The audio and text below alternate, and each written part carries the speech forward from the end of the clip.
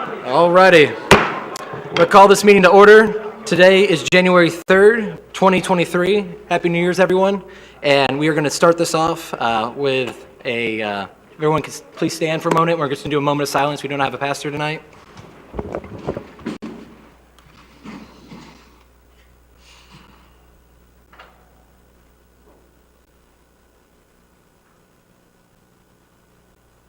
Thank you. Ms. Aber?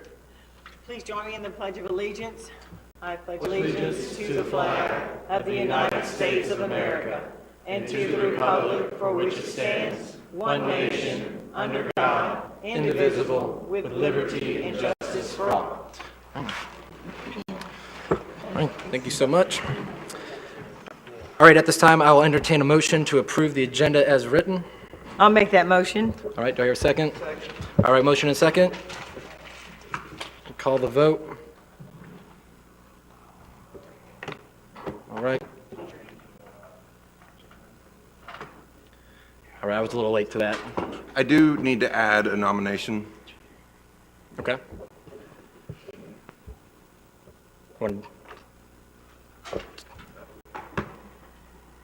That'll be under, where should we put that under, Ray?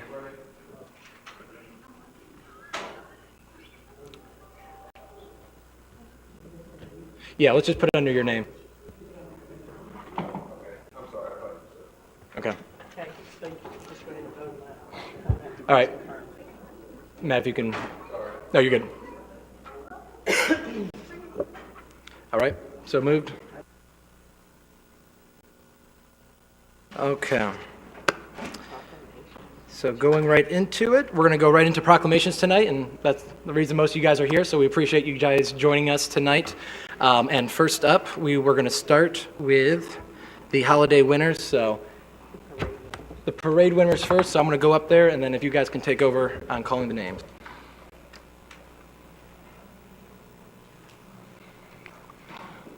Okay, first up, we have the 2022 winners of the 38th Annual Destin Christmas Parade with the theme Elf on the Shelf. Noel Award Band Award belongs to the Fort Walton Beach High School and Destin Middle School bands.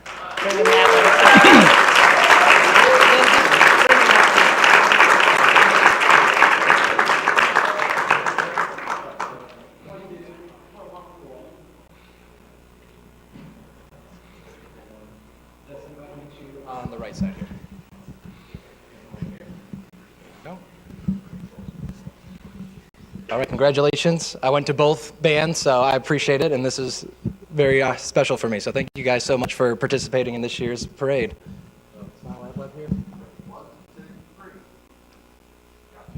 Congratulations, guys. Thank you so much. Yep. Next, we have the ELF Award Children's Service Destin Middle School cheerleaders.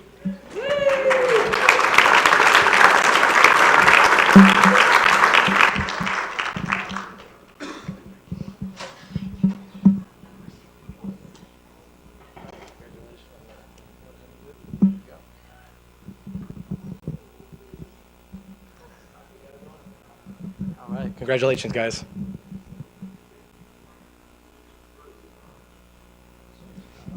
We're real high tech here. We got an iPhone. Do want to say that all the last two awards, the Fort Walton Vikings and the Destin Middle School Band and the cheerleaders are all still on Christmas vacation. Nice. So we really appreciate them taking the time and coming and accepting their award. Yeah, thank you guys so much. Okay, next up, Santa's Helper Award, Children Commercial, Studios 625.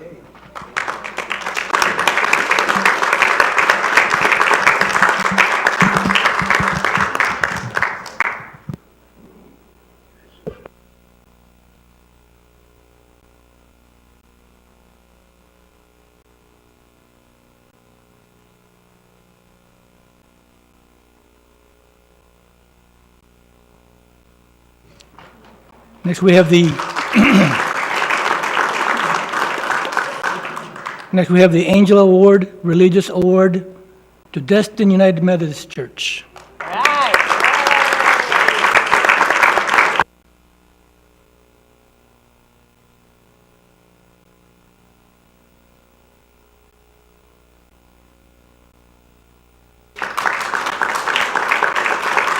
And there's one more thank you to the Methodist Church. They were one of three that really helped us out. So again, just appreciate you guys for coming in last minute. You guys are a huge help to this community. Thank you.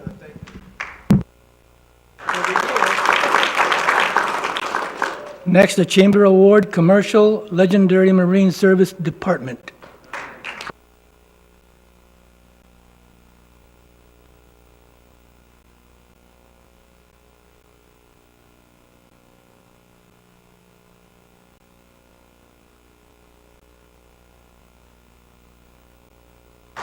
The Civic Club Civic Award belongs to Miss North Florida Scholarship Pageant.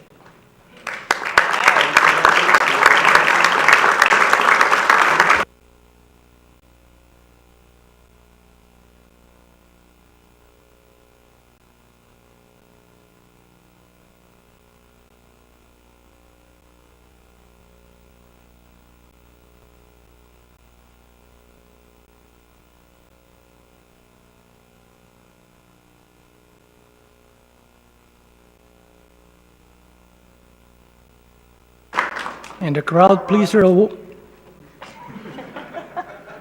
What?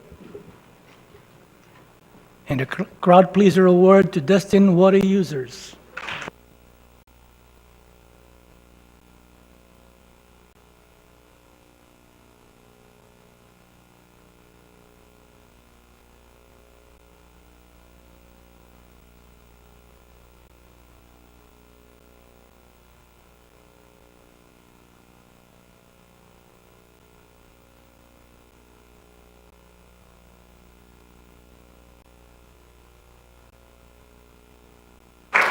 Next, we have the 2022 winners of the Holiday Outdoor Decorating Contest. Best Decorated Home belongs to Miss Sarah Mahalik, 307 Cardinal Lane, Destin.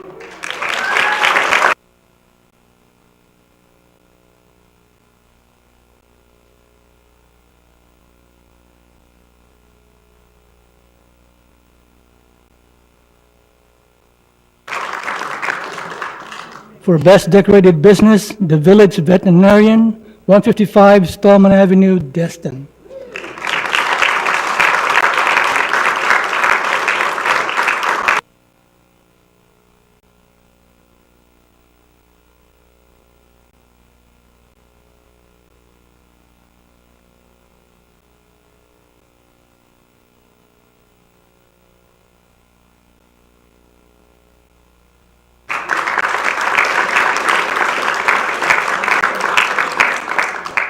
Best Decorated Organization, the Palms of Destin Homeowners Association, 4201 Indian Bayou Trail.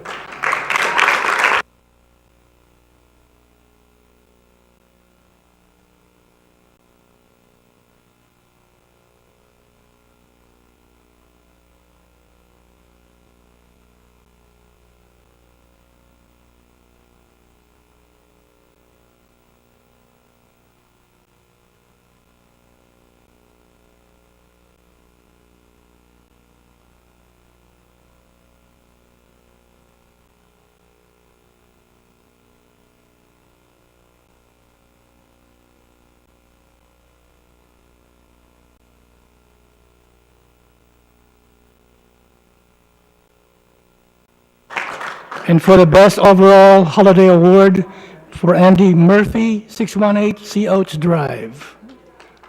I don't believe he's here.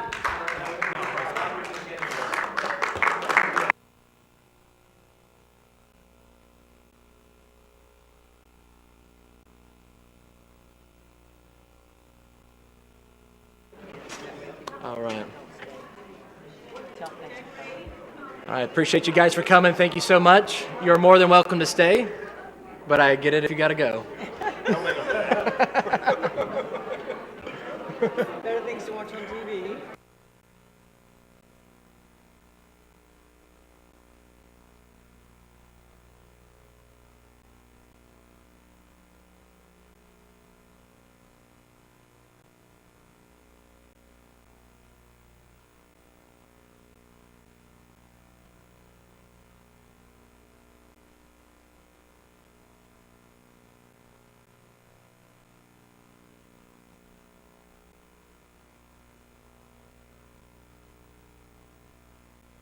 Lisa's closing the door now.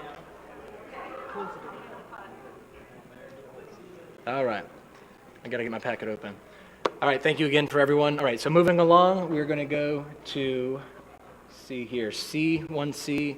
And so, Ms. Caroline, you're already up here, so if you can just say your first and last name, your address, and take it away.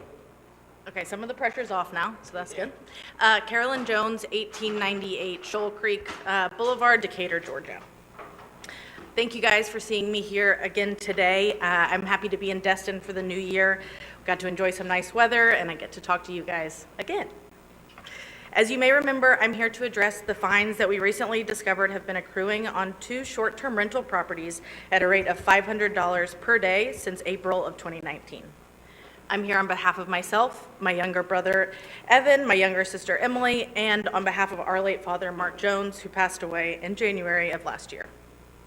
Destin has really been a great source of pride for our family since my dad bought property here and began a small rental business. However, when he became seriously ill in 2018, his business and really all aspects of his life quickly fell by the wayside. He was hospitalized 12 times over 3 years, often for multiple weeks at a time, with the first major hospitalization occurring within days of when he would have first been made aware of the compliance issue that I'm here to address with you. My husband and I moved in with him to help manage affairs when his wife left him after he was given a terminal diagnosis. When he was then admitted to the hospital in December of 21 and given the final word that there was nothing more they could do, he used what short time he had left to give us a rundown of his remaining affairs and try to tie up any remaining loose ends. When I asked if there was anything else or anyone else he needed to call to say goodbye or any final other things to tie up, he begrudgingly admitted, or honestly maybe just then realized, that he did not have a valid will. We were all shocked. How could someone who's been this sick for this long not have taken care of this? And how did I not know? We sprung into action and cobbled one together in a matter of days, and it worked out fine. But it was a testament to the mental illness that came along with the physical one. He was just so wrapped up putting one foot in front of the other, he couldn't think of almost anything else. Last year was definitely the hardest one of our lives so far.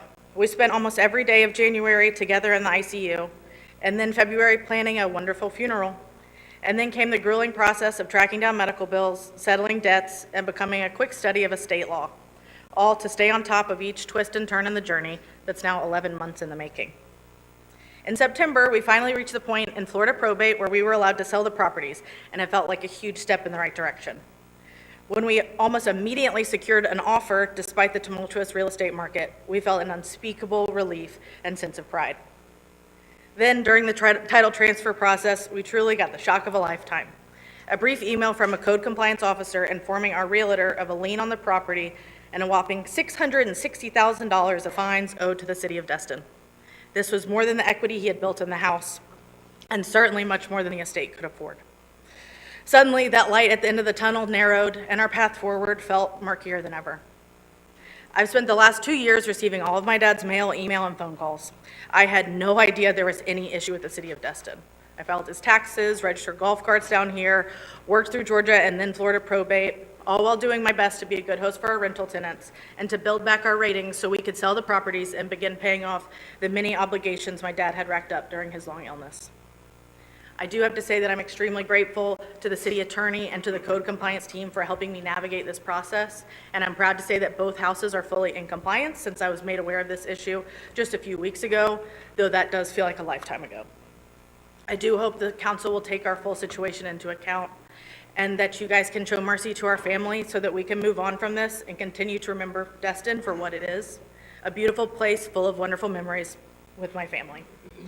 I truly appreciate all your help getting to this point and allowing me to speak here again today. Thank you so much for your consideration on behalf of myself and my family. Thank you.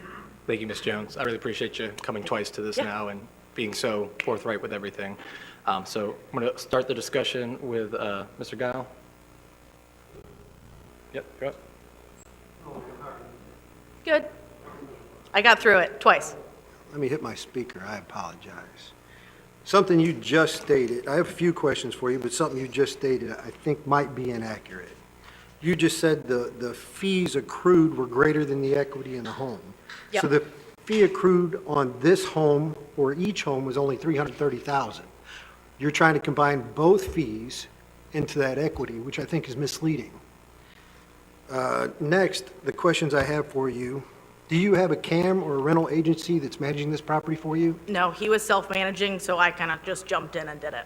Okay, so he was managing this property during the illness, and he was able to take care of booking, taking all care of all the other issues, but he's still not capable of making the payments that were necessary to the city, is what you're trying to I would tell me. argue he was definitely not capable of doing that. We had horrible reviews. Okay, The but he bills still were left booked it. unpaid. Yeah, he was certainly, there was a good amount of denial Okay. in that situation. Did you accrue revenue during that 1,320 days? That yes. these things? Okay, so you did accrue. Do you have a rough idea of about how much you guys charge per week or how much you accrued during that 1,320 days? I couldn't say. Okay. Do you know what your weekly rate was? During that was like 3 or 4 years. Over the 3 years, what's the average weekly rate? At the, I would say about maybe $2,000. $2,000 a week? So roughly $104,000 a year of revenue. Okay. One thing I did notice also is that the fees started accruing April 6, 2019, and they were stopped December 12th, which my math shows is 1,346 days, but we're only charging for 1,320, so that's a 26-day allowance for both buildings. That's a $13,000 credit already. Everything that I'm looking at here indicates that you aren't in the situation that you just led us to believe, that one facility or that these fees are in excess of the equity in that home. You were still accruing revenue in that Can I home clarify? during this whole time. Based off the timeline of medical events, I see only 92 days where you indicate that he was either hospitalized or somebody was there to help manage him. So that still left 1,228 days that he just failed to respond or comply, regardless of the fact that he was still accruing revenue from these residents by renting them out. Those are pretty much all the questions I have at this point right now. Yeah, so. But I do appreciate you answering. Thank you. them. So first, to address the there are $660,000 worth of fines. That, or to your point, maybe more. That is more than the equity that we have in the house that we're Okay. trying to sell. There's I only understand your- 330,000 per home. Yeah, Right. So you're trying to combine both values, because what I'm looking at when I look at the property appraisers, information on this residence, which one should we talk about first? Let's talk about, hold on, we'll talk about 74 Terracotta Way first. So for 74 Terracotta Way, he purchased that home for $435,000 back in 2014, and you have it listed right now on Realtor.com for $909,000. So that's a profit of $474,000 right there, which is in excess of the $330,000 in fines that you're saying are inequitable or in excess. When I look at 79 Tranquility Lane, he purchased that home in 2016 for $610,000, and the rough estimate of the value on that home, which isn't accurate, I understand that's $1.4 million. So that's still an equity of approximately $828,000 when we look at the profitability of that home, plus all the revenue you accrued during that time. So if we just assumed it was $100,000 a year for that 3 years, that's still $300,000 on top of that. So I think you're being misleading, and you're trying to mislead this council by trying to state you're in some type of humanitarian state because the fees accrued are greater than what the equity of these homes are. I don't feel that's true at all. All right, thank you, Mr. Goff. Anything rebuttal on that? I certainly did not mean to mislead anyone. There are mortgages on both properties. There's significant debts in the estate. Everything that I've said is true to my knowledge. Councilman Sweetser? One of the questions that I did have for you was who was managing the property, but now you've answered that question, that it was your father doing it himself online. Yeah. Had he ever had a management company prior to? Not to my knowledge. Okay.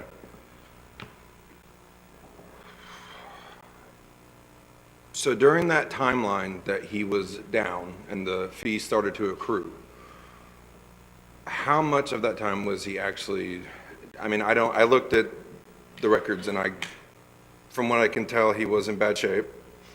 But how, I mean, it just kept progressing, and was there a cognitive issue with it? Where I started the hot list of hospitalizations is literally when he began, he had had multiple heart attacks before that and had been in decline before that. That is when I would say there was a huge cognitive, physical decline. From that day to the day he died. I mean, yes, he thought he was operating, he was answering VRBO messages with a 3 to 5 day response time and getting 1-star reviews, but he was self-managing. Right. So once you learned of the issue, how many days was it before you had it in compliance? So it was a little bit complicated because it was right before Thanksgiving, and I tried to come and speak with you guys on the Monday after. I didn't really know what I was doing at that point. I just was told by Officer Morales that I needed to come and talk to you guys. Ray let me know that that was more of a ceremonial day, so it got pushed back until last time I was here. For some reason, I was not actually on the agenda at that time. So I've been actively trying to get this done since the minute that I heard about it, literally. Okay. And Kim, how long has it been in compliance since then? They came into compliance pretty quickly. I think there was an issue with getting state licensing that they had to address first because it was in probate. Right. But as soon as that was addressed, it was in compliance within days. Okay. So for me, I'll be the last one to give anyone leniency when it comes to not being registered for short-term rental after 20 years in that business. That's number one for an owner. I understand with the situation, the issues that you had to go through, but I am sorry for that. But that's all I have to say for the moment. Councilman Schmidt? Thank you. Thanks for coming again. I'm sorry for the loss last year of your father and everything you've been going through. You said you took over a couple years ago, and I think I saw the date was like August at the magistrate, so So you took over right after all the notices were going. That's all I was I getting at. did, no, I took over when he died. Right, I came and right. started helping him. The mail was going to you, said, but unfortunately, Yeah. it started going to you just maybe months, weeks, too late, which is not your fault, Yeah. unfortunately.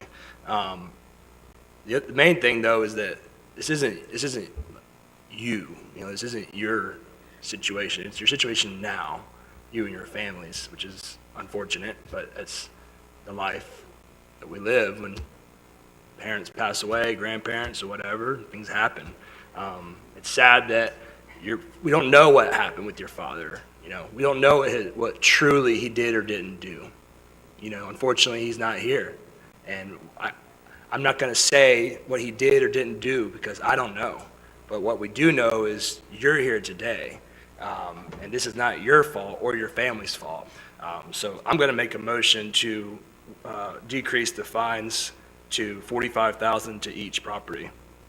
I'll second that. All right, with a motion and second, I'm going to continue discussions, and then we'll vote on it. So, Councilman Hebert? Yeah, my question was, and several of them were already asked by other members, so I won't rehash those. You were in closing, basically. What was your total that you were going to get for the two properties that you got screeching halt? What was your total? The total that they were going to pay, or like What after? after you close everything out, in other words, you didn't know you owed money on the properties, but you were in there ready to sign the deal. What were you going to make, like $1.8 million for the two? So we've only sold one, and we'll make about $300,000. Okay. So the other one you're keeping? We're For right now. figuring, yeah, step by step. So is it the better property, the $1 million property you're keeping, and this other one okay. That's what I wanted to clarify. Okay. Thank you. Councilman Destin? Thank you, Mayor. This is a very interesting situation. On the one hand, I understand if we don't enforce these fines, then we have no enforcement mechanism at all. On the other hand, a pretty good common law principle is you can't buy a violation. In other words, if the person before you who owned property violated the law and you didn't, it really is unfair to say that you should pay that. Now, I know that doesn't apply to liens, but it does apply in a number of other instances. So the question is, what is she responsible for? And she is responsible from, in my way of looking at it, she's really only responsible for what happened during her time at the wheel. Now, you know, the motion is what, 40,000? 45. That would be 90 altogether. 90 total.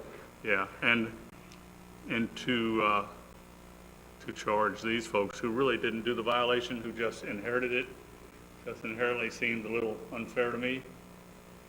On the other hand, they need to pay something, or the next people to the game will say, I can just go ask, and they will reduce it.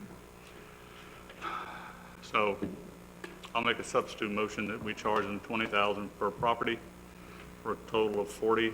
That is a pretty good slap on the wrist, in my opinion. I'll second that. All right. You good with that? Sure, I'll withdraw. Second that. Okay.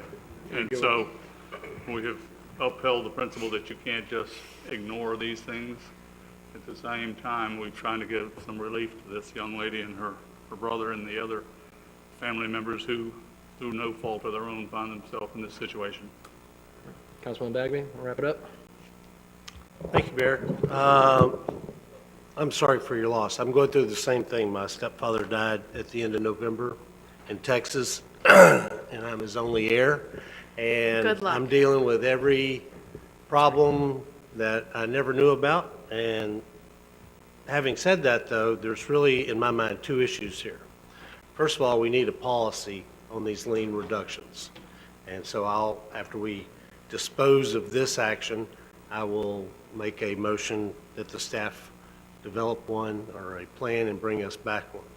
On this, I thought the 45 was too low, so obviously I'm not going to support the 20, only because what Tori said was correct.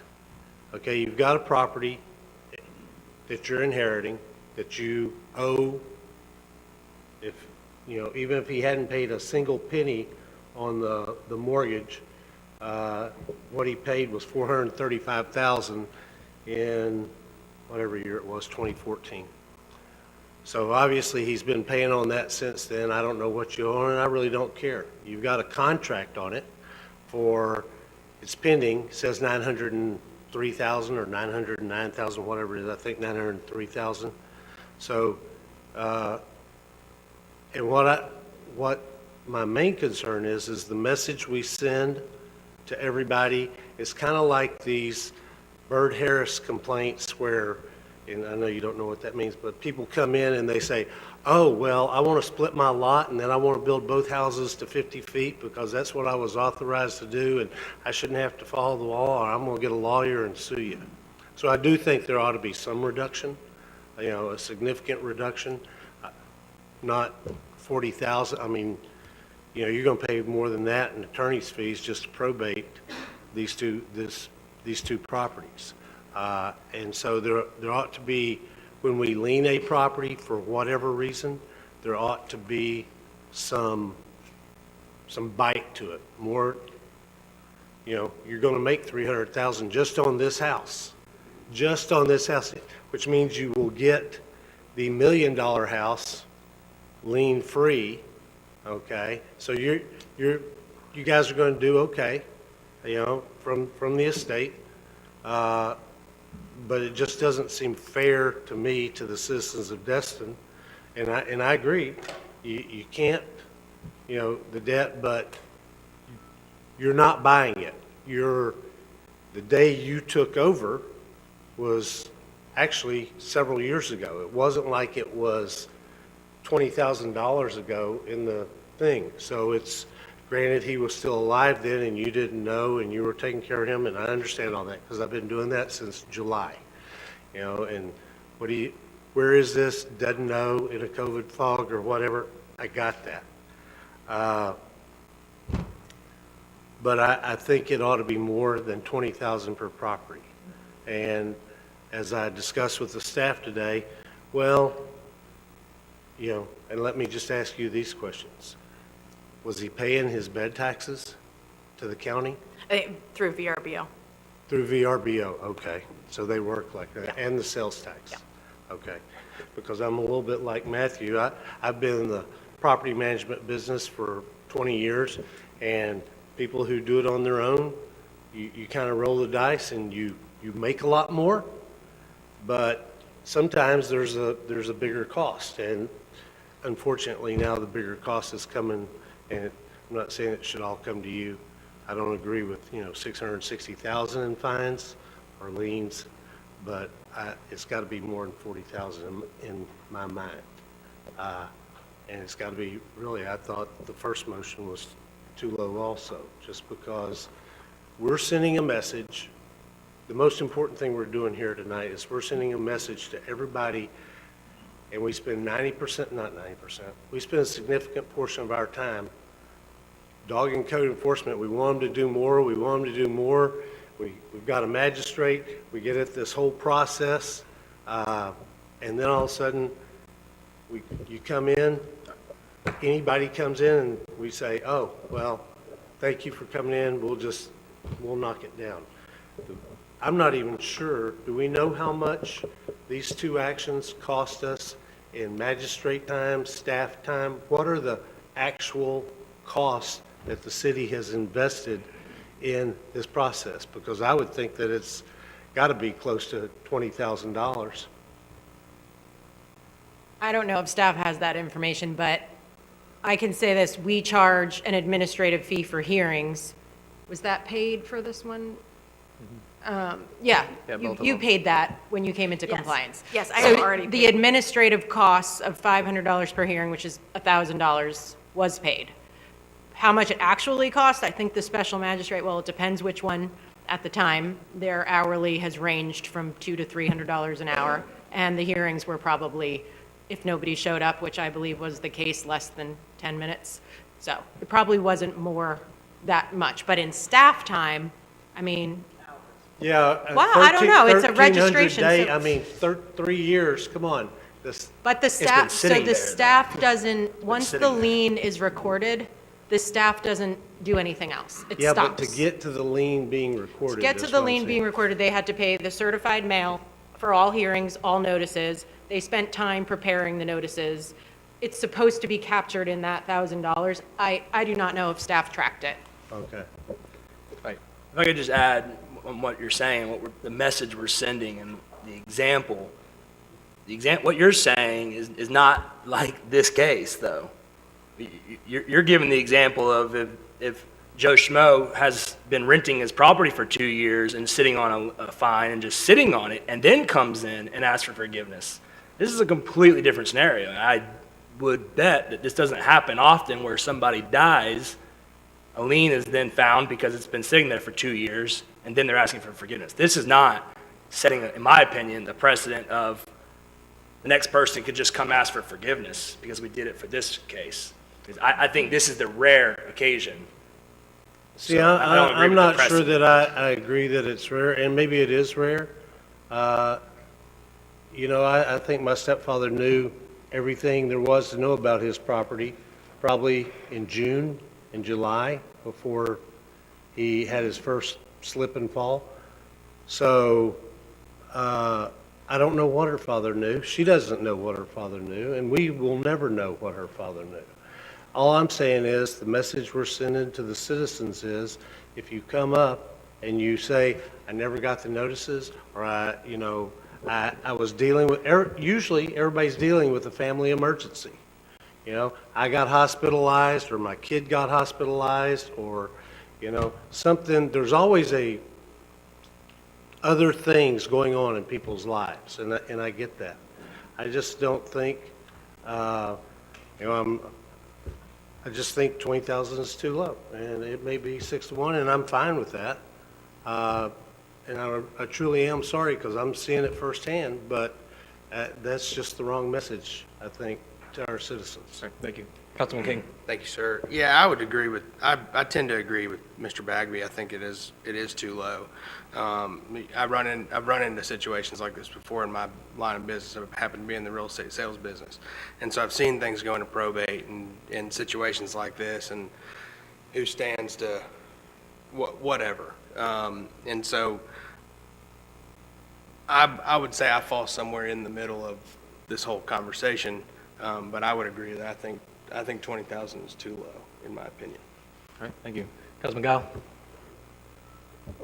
Thank you. I just didn't want to interrupt anybody when it was their turn. One thing that I'm hearing is that we seem to think that we're passing this debt along to somebody, but the entire profit of these two homes is being passed along to somebody as well. And overall, it's an equitable exchange to those individuals. This isn't a humanitarian situation. This isn't a situation where they're destitute and it's going to hurt tremendously if it happens. And our priority one is the citizens of Destin, the Destin residents. We have it in our strategic planning. That's a revenue from somebody that ignored their duty or responsibility to become compliant. And we, in turn, are going to let the Destin residents suffer for not receiving that revenue. Now, if we had some recording where the guy said, screw Destin, they're not going to take any more money, maybe your mind would change. But I think you're kind of putting in your mind that this is something more humanitarian than it is. I completely disagree, and I'm a little disappointed we didn't foreclose on the homes for letting it go that far. The man made revenue. He was competent enough to book. Whether it was poor service or not is irrelevant. He still was cognizant enough, and he has faculties, that he could book and make $100,000 of revenue of these things every single year. But regardless of that, he can't pay the simple fees that we require for short-term rentals, and they are minuscule compared to what they really should be. I feel that short-term rentals taking advantage of this community because the fees are tremendously low. And he refused to do that, but he still had enough faculties to make money off it. So I completely disagree with 20,000, 40,000, or anything that doesn't set that message that it's important to be compliant. Thank you. Councilman Sweetser, final thoughts? In regards to the whole situation, I think where in past years, our council, not to bash anyone, but there's been a very big lack of compassion. I think in situations like this, I know you're not from here, you don't live here, it's a rental property. I would typically have a completely different mindset for this, but given the circumstances of your situation, I understand. However, I also do not think that this sets too much of a precedence. I see where it could be an issue for other owners that have rental properties. But again, every situation has a reason. And having a guideline of what to follow on this, which Kim had sent an email out to all of us earlier today, that's something I think that we really should look at prior to trying to go forward and charging any fines when we don't even know exactly what each fine was and why. Does that make sense? Okay. All right. Councilman Bagby, last thoughts? Yeah, two issues. If he was getting these bad reviews, I will just tell you, the neighbors knew. If he wasn't managing those properties properly, he was impacting those neighborhoods. Now, it may not be like the foot of the bridge where I don't believe waived anything because it was an eyesore that offended every Destinite. Well, guess what? Every Destinite that lived around these two properties were probably offended because they probably had too many cars, or they probably had overflowing trash cans, or they probably had, because he wasn't able or he didn't. But we can't assume that. You know, we can probably find that out. But I think I disagree with Matthew just slightly. Every action we take sets a precedent, and that spreads like wildfire through this city. You know, when we said to the people at the base of the bridge, not a penny, okay? Because by God, you've ruined the reputation of this town for X amount of years. It's the same thing with people not in compliance in those neighborhoods. Their neighbors know, okay? Trust me, they know. So I'm going to make a substitute motion that we reduce the fines to 10%, so that would be $66,000 total on these two properties. I'll second that. Okay, well, let's make it easy. I'll withdraw Okay, the now. original motion, and we'll just vote on yours. All right, with a 10% motion on the table, I think everyone good to go? Call a vote?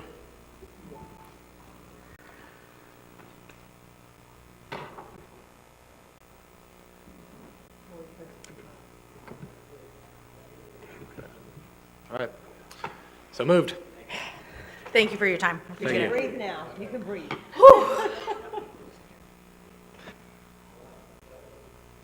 That wasn't fun enough, we're gonna do another round.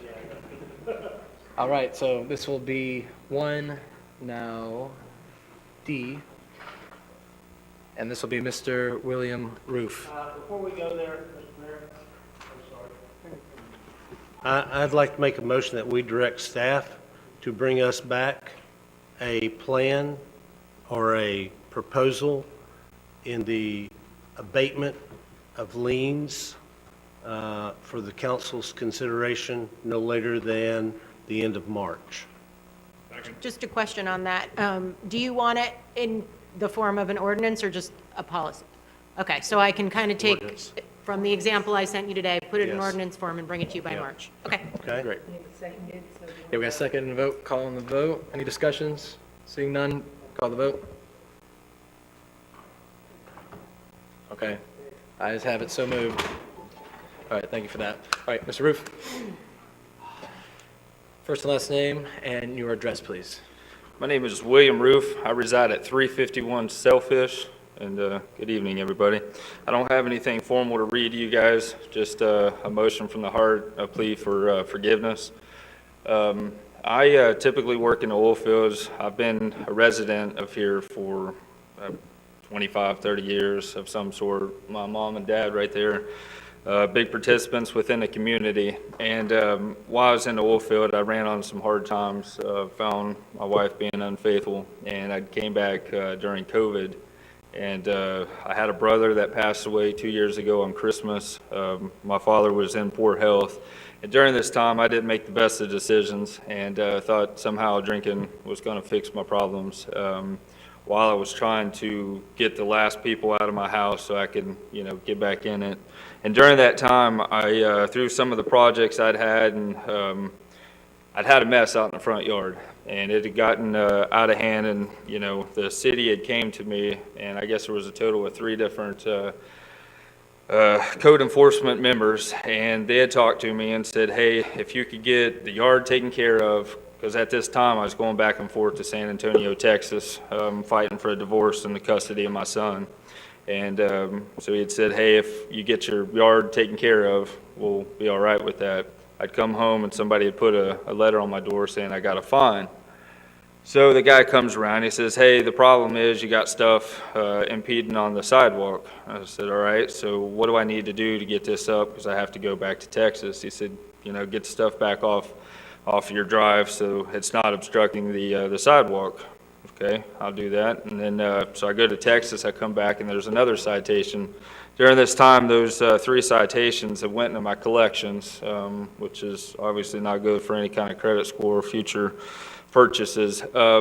Well, I had gotten accused of something that was later dropped, and I went to the Okaloosa County Corrections Facility. I was incarcerated of November of 2021, and during this time, I had no idea anything was taking place at my property. I was never served any kind of paperwork. I was never notified that liens or judgments were put on my house. 6 months or so later, my mother had came to me and said, hey, there's an issue. You're acquiring these fines and fees on your property. That was news to me. So she did what she could without, my like proper authority and stuff. I wasn't able to communicate with anybody on this matter. And she had did what she could to try to make a resolve within the city. At that time, she was told that they were going to bring a dumpster over, take care of the property, the liens would be taken off the house. I said, well, that's perfect, Mom. Unfortunately, I don't think it's anybody taxpayers' money to resolve an issue that was my own. If that's the case, as soon as I get out, I'll get it all taken care of. Should be good to go. So during that time, as soon as I got released, I got everything up to par, and I didn't realize the proper chain of commands with coming back in here, making a formal, a hearing or anything of that. I went to the city. They said that, hey, come back for another meeting. And at this time, I said, well, that's great. I'm getting $250 a day. This is adding up, obviously. So I came back. The gentleman, I guess, was on vacation for a week or two. Nothing could happen until he got back. When he came back, he said, everything's looking good. We'll stop the fines. During that time, once I was out, that was 3 or 4 weeks, and, I don't make much of anything, so it's kind of hard for me to pay an additional $250 while trying to get my mortgage that I've been a year behind as a result of that. And so my plea with you guys, I need some help. I'd like to get my mortgage taken care of, but in order for me to do that, I have $50,000 in liens against my house that would roll over, which would pretty much bankrupt me. And I'm the only person that's in this area that can take care of my father. I bought the property so that I could raise my family. That is my only home. I don't rent it out. It's just good old boy asking for help. That's all I have. Thank you so much. All right, Mr. King. Hey, Billy, thanks for coming. Good to see you. Sorry for the situation that you're in. We understand the situation. Obviously, we've dealt with it before. I think it's a different situation. You had said that, and I don't want to. You're not planning on selling the house. No, sir. I've known you for the 25 or 30 years that you've lived in Destin, and you've always been a hard-working, contributing member of society. Are you planning on staying in Destin? You planning on being involved in the community and doing? Yes, sir. This is actually just step one, and for me fighting for custody for my son. I plan on eventually building a ranch in Okaloosa County to rehabilitate other people so that, heaven forbid, anybody was to have to go through similar situations, so that I could get them back into work, clean up the streets, get them, all of this is, it's a process. This would be step one. I'm not going anywhere. As much as it's kind of gotten crowded, this is my home for the time being. That is my father, and I aim to take care of him until his last breath. Yeah. I may have something else coming back. I just wanted to ask that right off the bat. All right, thank you. All right, Mr. Gao. Yes, sir. I am horrible with that speaker. 4 years, I promise you, I'll figure it out. Mr. Roof, I just wanted to let you know, I've kind of done a little bit of my own investigation. So I went through your neighborhood and I knocked on all your neighbors' doors and I asked questions. I knocked on 11 doors, 1 didn't answer, 2 said they didn't really know you and they thought the fine should stay intact. The other 8 actually said that you're a really good guy, you're willing to help out, you're a great neighbor, you're willing to do things when they asked, which I think holds a lot of weight in my mind, because as we sit up here trying to figure out how the community gets repaid, the community that was affected most are your neighbors, the ones that were right next door to you. And I think that plays a big role. One thing that I realize you're in a financial situation right now, one thing that will help you, I did notice on the property appraisers, you're not homesteaded. If you go ahead and get that home homesteaded, that'll give you a reduction of property tax. That'll help you as an individual. When I saw that, I asked your neighbors if this was a rental place, because if it's a place of revenue, I have less leniency towards things of that nature. The other thing I noticed is I did take pictures of your property, and I have the pictures here with me while I was out there. I realized that the city has stopped the liens at this point, but I think that there's still things out there that probably need to be cleaned up. And I'm willing to share these pictures with you if you'd like, but one thing I did notice is when you're parking halfway in the street because you got a trailer in your driveway, you got another vehicle in your driveway, you're blocking the sidewalk. So what I would like to do is I'd like to propose, at least a motion to this board, that we give you 30 days to revisit this, to where you get the property 100%, not just better than it was, and then we reevaluate it at that point, because parking halfway in the street still doesn't resolve the issue. And I'll be driving by there all the time. I mean, I feel like it's my duty in this role to make sure that everybody all your neighbors are happy with what's kind of going on in the situation. Sir, may I ask when those pictures were taken? I took them 12/29/2022 between 1 and 3 p.m. Okay, 'cause So- there is no trailers other than a small utility trailer. Yeah, that's the one I'm currently. talking about, the small utility trailer. It's blocking your driveway enough that you can't park your vehicle in it, and you can see your vehicle is parked.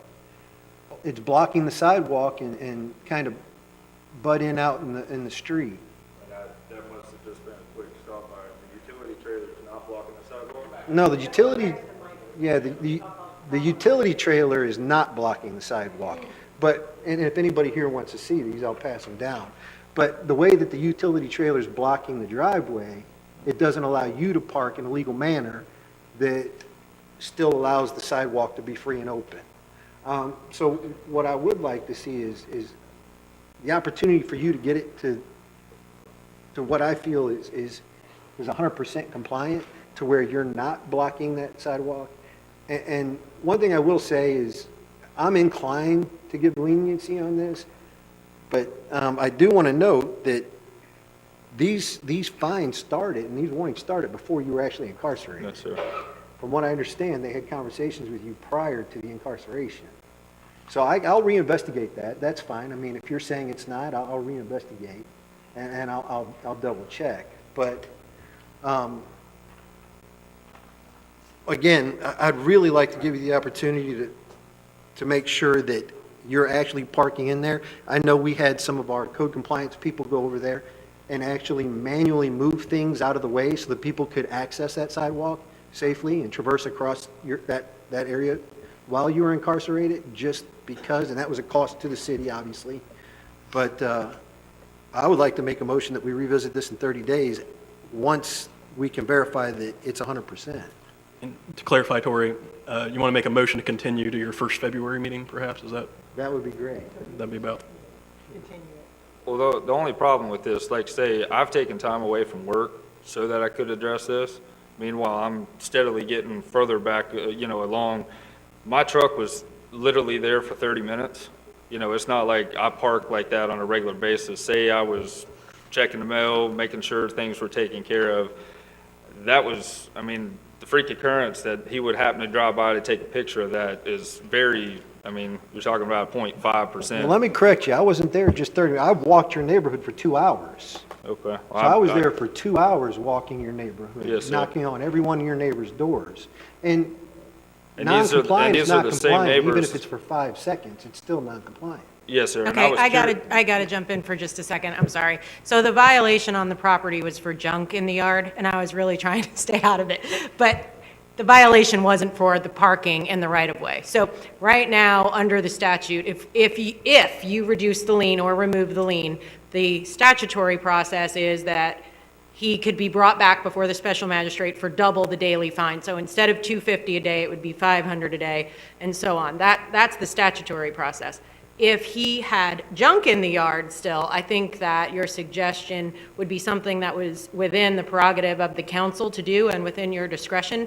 But since the violation wasn't for the right-of-way, I don't think that we would be affording him due process if we held him to that right now. Well, and I'm not, So the question is whether to reduce the lien because staff found him in compliance with respect to the junk. yeah, and I'm not saying that the fine is related to the fact that he's parking across the sidewalk, but I'm saying it shows a pattern. So I still see in the pictures that I just passed, I still see things in the driveway and around the home, so it's still not 100%. But the fact that he's still blocking the sidewalk is an indication of a pattern to me. Not necessarily that it's part of or should be part of that fine. Does that make sense? I mean, my position is that it's cleaner to focus on the lien request and go through the statutory process if he violates, because that allows a neutral third party via our special magistrate to review the facts, gives him an opportunity to present his case, which he actually didn't do during the hearings because he was incarcerated. And so I think that would be the appropriate statutory process at this point. All right, so I do have a motion on the table, so do I hear a second? Yeah, he asked, but yeah, to that, so we're letting that, are you okay with that? Tori, do you want to withdraw your motion, or are you letting it stand? How do you? Okay, I'll withdraw, If I could, but sir. it's going to affect my vote. All right, so Councilman Schmidt. Yep. Appreciate it. Thank you, Mr. Roof, for coming in tonight. I appreciate it. Did you say you were incarcerated in November? Yes, sir. And I think I saw, we were giving you fines on the little tickets. I think those are just kind of like our citations, violation tickets. Yeah, we did separate things on this property. The citations are not a part of the lien reduction request. Right, but those little tickets that were in that email. Yep, those were done First offense, first. second offense, those are Yep. like Yes. citations, And after right? that was ineffective, that is Right, when. but you were aware of those. Yes, sir. You got Yes. incarcerated in November. These are in collections. Right. I'm willing to take care of this. Yeah. I feel like I do need to make amends of Sure. some sort Then November, you got incarcerated. You Yes, were sir. in the detention center for how long? for eight and a half months. And our magistrate meeting was December, I think it was December something, the first one, December 20th, 21st. Is that accurate on this petitioner versus the respondent? Is that the agenda for? Yeah, yeah. I mean, he was incarcerated during the hearings, but he did receive the notices. So he could have had somebody, Right. appear for him. I'm not saying he didn't get due process. He did. He received the notices of the Yeah. magistrate hearing? He was served In jail? prison. That, my understanding No, from ma'am. Mr. Sullivan is that he physically went to the jail and served him there. Who's Mr. Sullivan? He is the Deputy Code Compliance Director. No, I was here and I had never received any sort Did of. Mr. Sullivan meet you in jail and No, serve sir. you papers? No, sir. Okay, and that's what I was told. He's not here. Mr. Sullivan here? No. Lance, And do you know he- anything about but that? here, but hold on, one more thing is the statutory thing doesn't require him to be hand-delivered in jail either. Statute requires the address to be served, which Right. it was. So he was Right. given due process. It was mailed to a home. The statute was followed and staff. But it was mailed to 351. Staff's position is that they went to the jail, unless They they did- are lying to me. Staff went to the jail, in addition to mailing it per statute. Do you think staff went and hand-delivered to the jail? And Danny told me he did. So part of my investigation, I asked him specifically, and he specifically told me that he hand-delivered it at the jail. And he is an officer, he still has his accreditation, so he can detain, he still has everything he needs as an officer of the law, a police officer, so he had access. It was also confirmed by the former Code Compliance Director to me, which was Mr. Forgione. Gotcha. Did anybody hand-deliver you anything I've in never the detention received center? anything other than my mom telling me Okay. via like a. I worked in the detention center for a year and a half, and It would have required one of the COs. so, I to- mean, if somebody delivered it, the chances of them bringing you up there to get it was probably rare. So they would probably have been had to be delivered to you, and depending on which $6.74 an hour employee was working that day or night, chances are maybe never made it to you. I don't know, but you're standing right here right now saying you never got anything. No, sir. Mr. Sullivan's not here right now. I don't know about that. And these So are- what I do know though is that you were incarcerated for a long period of time, and you weren't at the meeting, you weren't there, you didn't have a chance to fix it while you were incarcerated or whatever. I make a motion to reduce the fees to $2,500. I'll second that. Motion and second. Any discussions? Want to keep going? All right, so, Councilwoman, yep. My question was, or clarification, like my fellow council member, I drove by your house today, and I was on the environmental committee for several years before I became part of council, and your yard looked pretty nice. I was like, I don't know what's wrong with this property. So as of today, it looked fine. sorry you were incarcerated for 8.5 months and nobody really gave you the information so you could take care of this, but that's why I'm seconding dropping this down to a reasonable amount so you don't lose your house, so you can get your son, get your life back in order, because you're obviously a valuable member of the society. You've been here for 25 years. So, I mean, this is not something to pound you. And I didn't do like Tori did, but it sounds to me like your neighbors like you, so it's not like you're a dirtbag and they want you out of there, so. Yes, ma'am, and I've tried to I've done my due diligence, trying to make amends. I feel like that's the people that I really needed to say I was sorry to. And some of these neighbors, I got out, I had used appliances that were dropped on, so they were taking the liberty of taking said broken refrigerator and dropping it off in my driveway too. So, it's kind of a catch-22. Well, we've had that throughout the city. We've had areas of the town that, people figure out, oh, nobody watches this. On the back side of my property, there were like tills, refrigerators, batteries and stuff. And we finally had to pay, the city did, to cut all those trees down. So it wasn't obvious and it wasn't a place for people just to dump stuff. So that stopped it. So my heart bleeds for you because I know that happens when people feel like there's nobody there to know it. They're going to just use your yard as a junkyard. But it looked nice today. So thank you for doing what you've done so far. Councilman Sweetser, final thoughts? Yes, Mr. Roof, nice to meet you. I have multiple cousins and family members that live on your street, and I've heard all the good, bad, and ugly, but it's all been mostly good. You've tried, you fell in hard times. I understand that very much. My issue with this is if we're going to do this to him, we need to do it to all. And we're not. We can't point fingers at Mr. Roof and not every other yard in this city limits that are not in compliance. With that being said, also, the only money that we accrued for this was $1,000, not $2,000.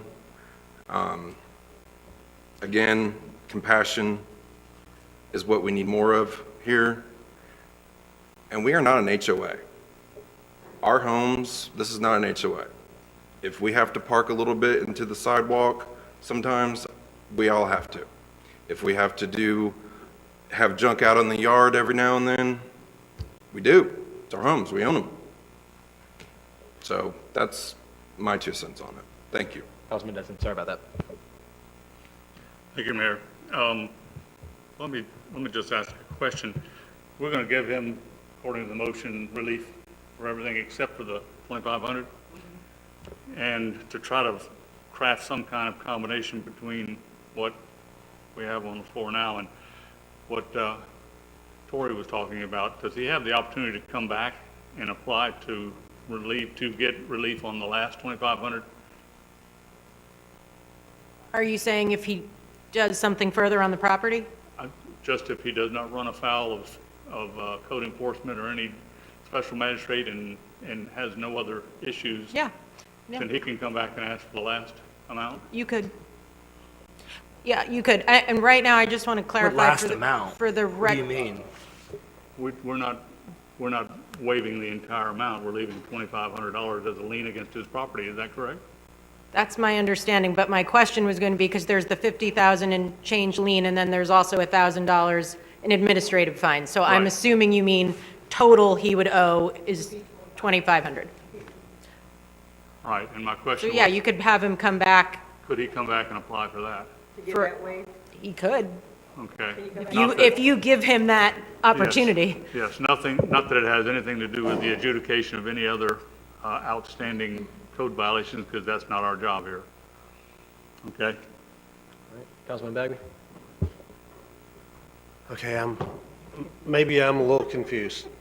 So the purpose of getting this, other than removing the debt, is you're refinancing so you can have money to do your child custody, or what's the purpose of just getting the lien reduced? You're not selling the property? No, sir. Okay. No, during this incarceration, which it's a whole mix-up, those charges were dropped. I had a U-Haul at the time. State picked up the U-Haul simply because I couldn't return the U-Haul because they arrested me. During COVID, I mean, it was just anything that could possibly go wrong had, in fact, went wrong. During that 8 months that I was away, I had acquired all these mortgage payments, so I'm trying to get caught up with those mortgage payments. My mortgage is through USDA Rural Development Direct Loan. Basically, at the time, I'd had like a 900 credit score, but I did the maintenance at our Methodist church. I was considered low income. They afforded me a house at 2009, 2010. This was actually considered farmland because it was people's second and third homes, not homestead exempt. So I was able to I found a means to get a loan for that. So they basically said that they would start my mortgage from here on, that I could take care of it. They're going to roll that $28,000. So I'm not refinancing. I'm just trying to ask basically for a forgiveness so that I could start afresh instead of saying, hey, you've got an $1,800 mortgage plus $29,000. Good luck. If I was to do that, this $50,000 rolled into there, I'd never be able to afford this. You know, I'm just a simple man trying to get by here. It's not like I'm flipping properties and any of that such. So, and if I understand what Mr. Destin's talking about, you're talking about reducing the 50,000, how much is the administrative fees? I'm sorry. 1,000. It's 1,000. $500 per hearing, 2 hearings. Okay. So he's suggesting we reduce the lien from $50,250 to $1,500, roll in the administrative fee, and call it done.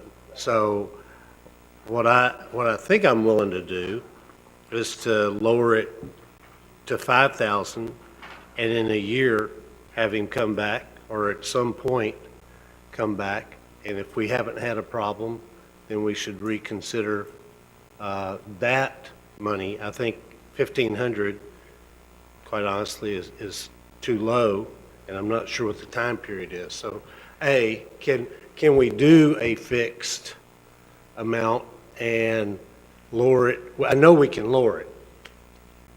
Can we do it and say in a year, if we don't have any violations on this property, then you can apply for abatement on that amount? Can we do that? I think you can. I would just suggest that you keep it to the violation for the junk in the yard, not any violations. That's just my opinion as far as the due process he's had so far. If there was to be a new violation, then I would say we would have to take him to the magistrate, and then we could bring that information to you. So if you wanted to do it, any violations, I would just make that caveat. It would have to be a determination by the magistrate, not by me or Lance or code compliance. Well, and I guess I'm talking liens. I'm not talking violations. I mean, if he has a violation, if he parks across the sidewalk or something, he gets a warning. They always get a warning unless we change our code enforcement rules and make that a proactive thing, then he corrects it. You know, that's not, I'm talking financial, money type things. In a year, so you reduce him to 5,000 now, and then in a year, he can come back and ask us to waive it all. Okay, That's what you're saying? Okay. yeah. Keep in mind, I still have 1,200 that has acquired in collections that I'm also taking care of too. So it's not like I haven't had any sort of repercussions from, I mean, my credit's shot for a year's worth of this until I resolved. I'm more than happy, willing to pay the 1,200. I just need a little help. I mean, like I say, this. All right, Mr. King?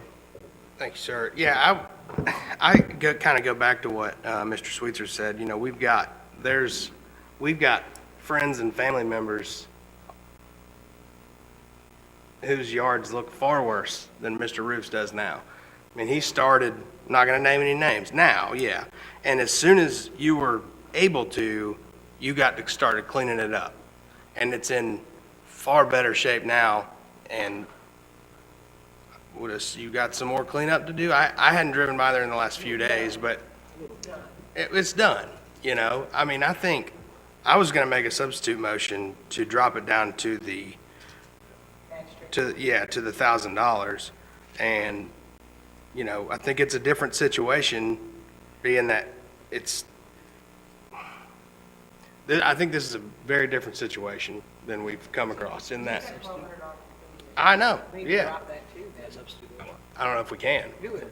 Yeah, I'll make the substitute motion to drop Mr. Roof's fines to $1,000, which covers the administration fees. All right. That means that the lien would be reduced to zero, Zero. and he would pay the $1,000 administrative cost. His Right. hand would go in the trash. Got it.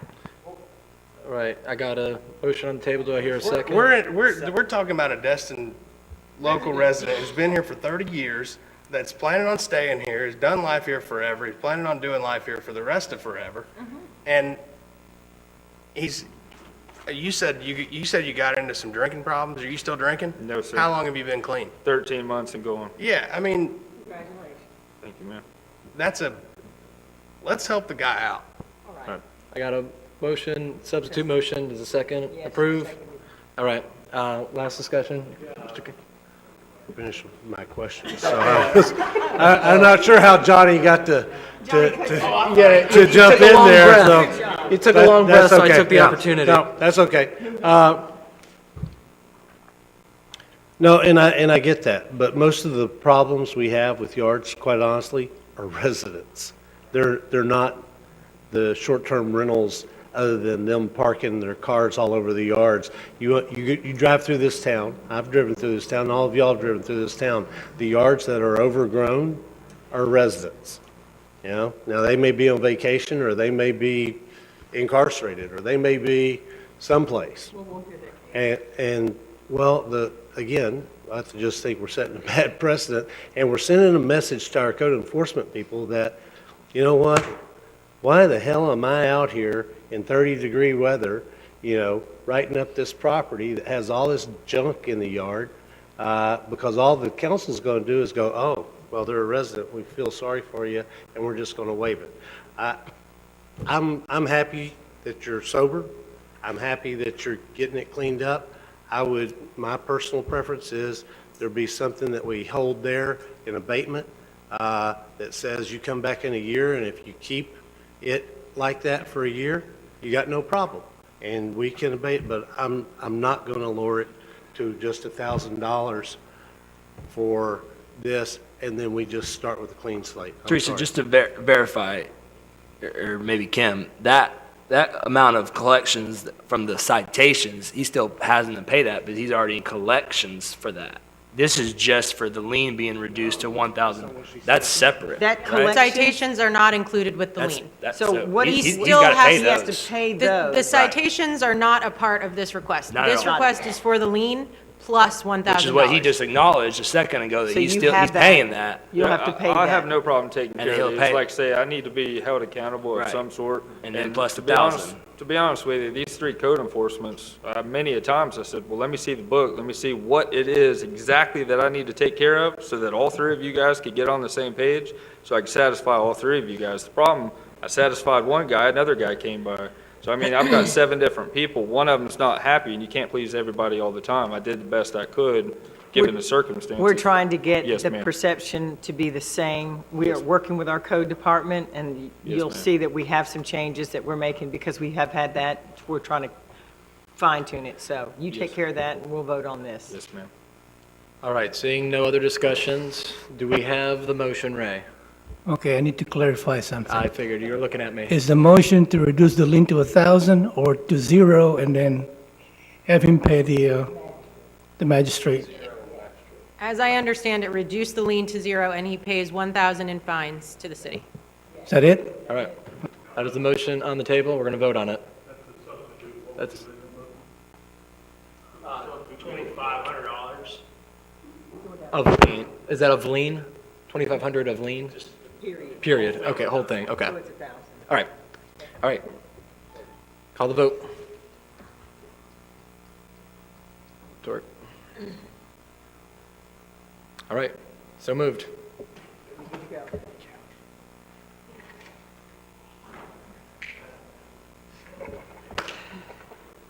We will go through public comments, and then we're going to take a 5-minute break. So at this point, if anyone has any public comments, I'm going to start from my left and move right. Please say your name, address, and you have 3 minutes on the clock. Do I see anyone who wants to speak tonight on public comments? My left. Yeah. All right. Just for the code enforcement lien reduction, applicants that just came in. So once you pay those fines to the city, we'll record a release of lien as appropriate in the record, so we can talk to you about how to pay. All right, so at this point, we're going to take a 5-minute break.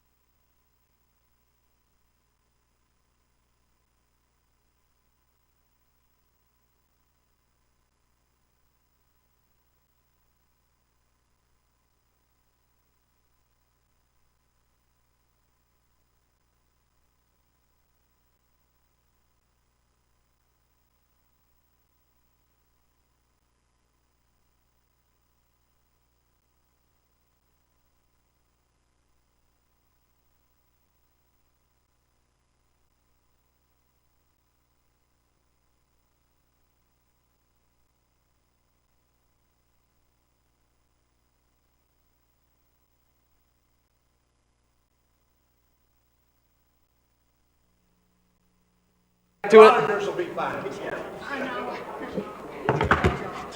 All right. That's for not having a break last meeting. Oh, whatever. Go ahead, Mayor. We're ready. Really? Yep. If you have a smaller bladder than Gary, you're going to have a problem. Does anyone need any more candy? I still have some. Oh, wait, don't give me all your candy trash. All right, so we're going to be moving on to number 3, consent agenda. Do we have anything? I'll we make a wanna pull? motion to approve consent Second. agenda. The motion is second. Any discussion? Seeing none, vote. Moving on. Oh, yeah. All right, so moved. All right, I got you. So going up next is the city manager report. Lance, you want to take over? Thank you, Mr. Mayor. First up, the last meeting, council directed staff to bring back a budget amendment to authorize for 2 full-time positions in the finance department, and we have brought that document back, and we have myself, Crystal Strickland, and Webb Warren available to answer any questions you may have. Mr. Mayor, I'll move to approve the budget amendment to authorize 2 new full-time positions in the finance I'll department. second that. All right, first and second, and I got some discussion. So up first, Councilman Destin. Thank you, Mayor. I always am a little worried about approving budget amendments for continuing expenses like salaries of employees without having a continuing source of income. I spoke to Crystal this afternoon, and we kicked around ideas on first trying to clarify where this money was coming from, because it's, for a year's, 120,000, whatever it is. So where in the budget are we pulling that from? Crystal, you want to explain to them what you were explaining to me?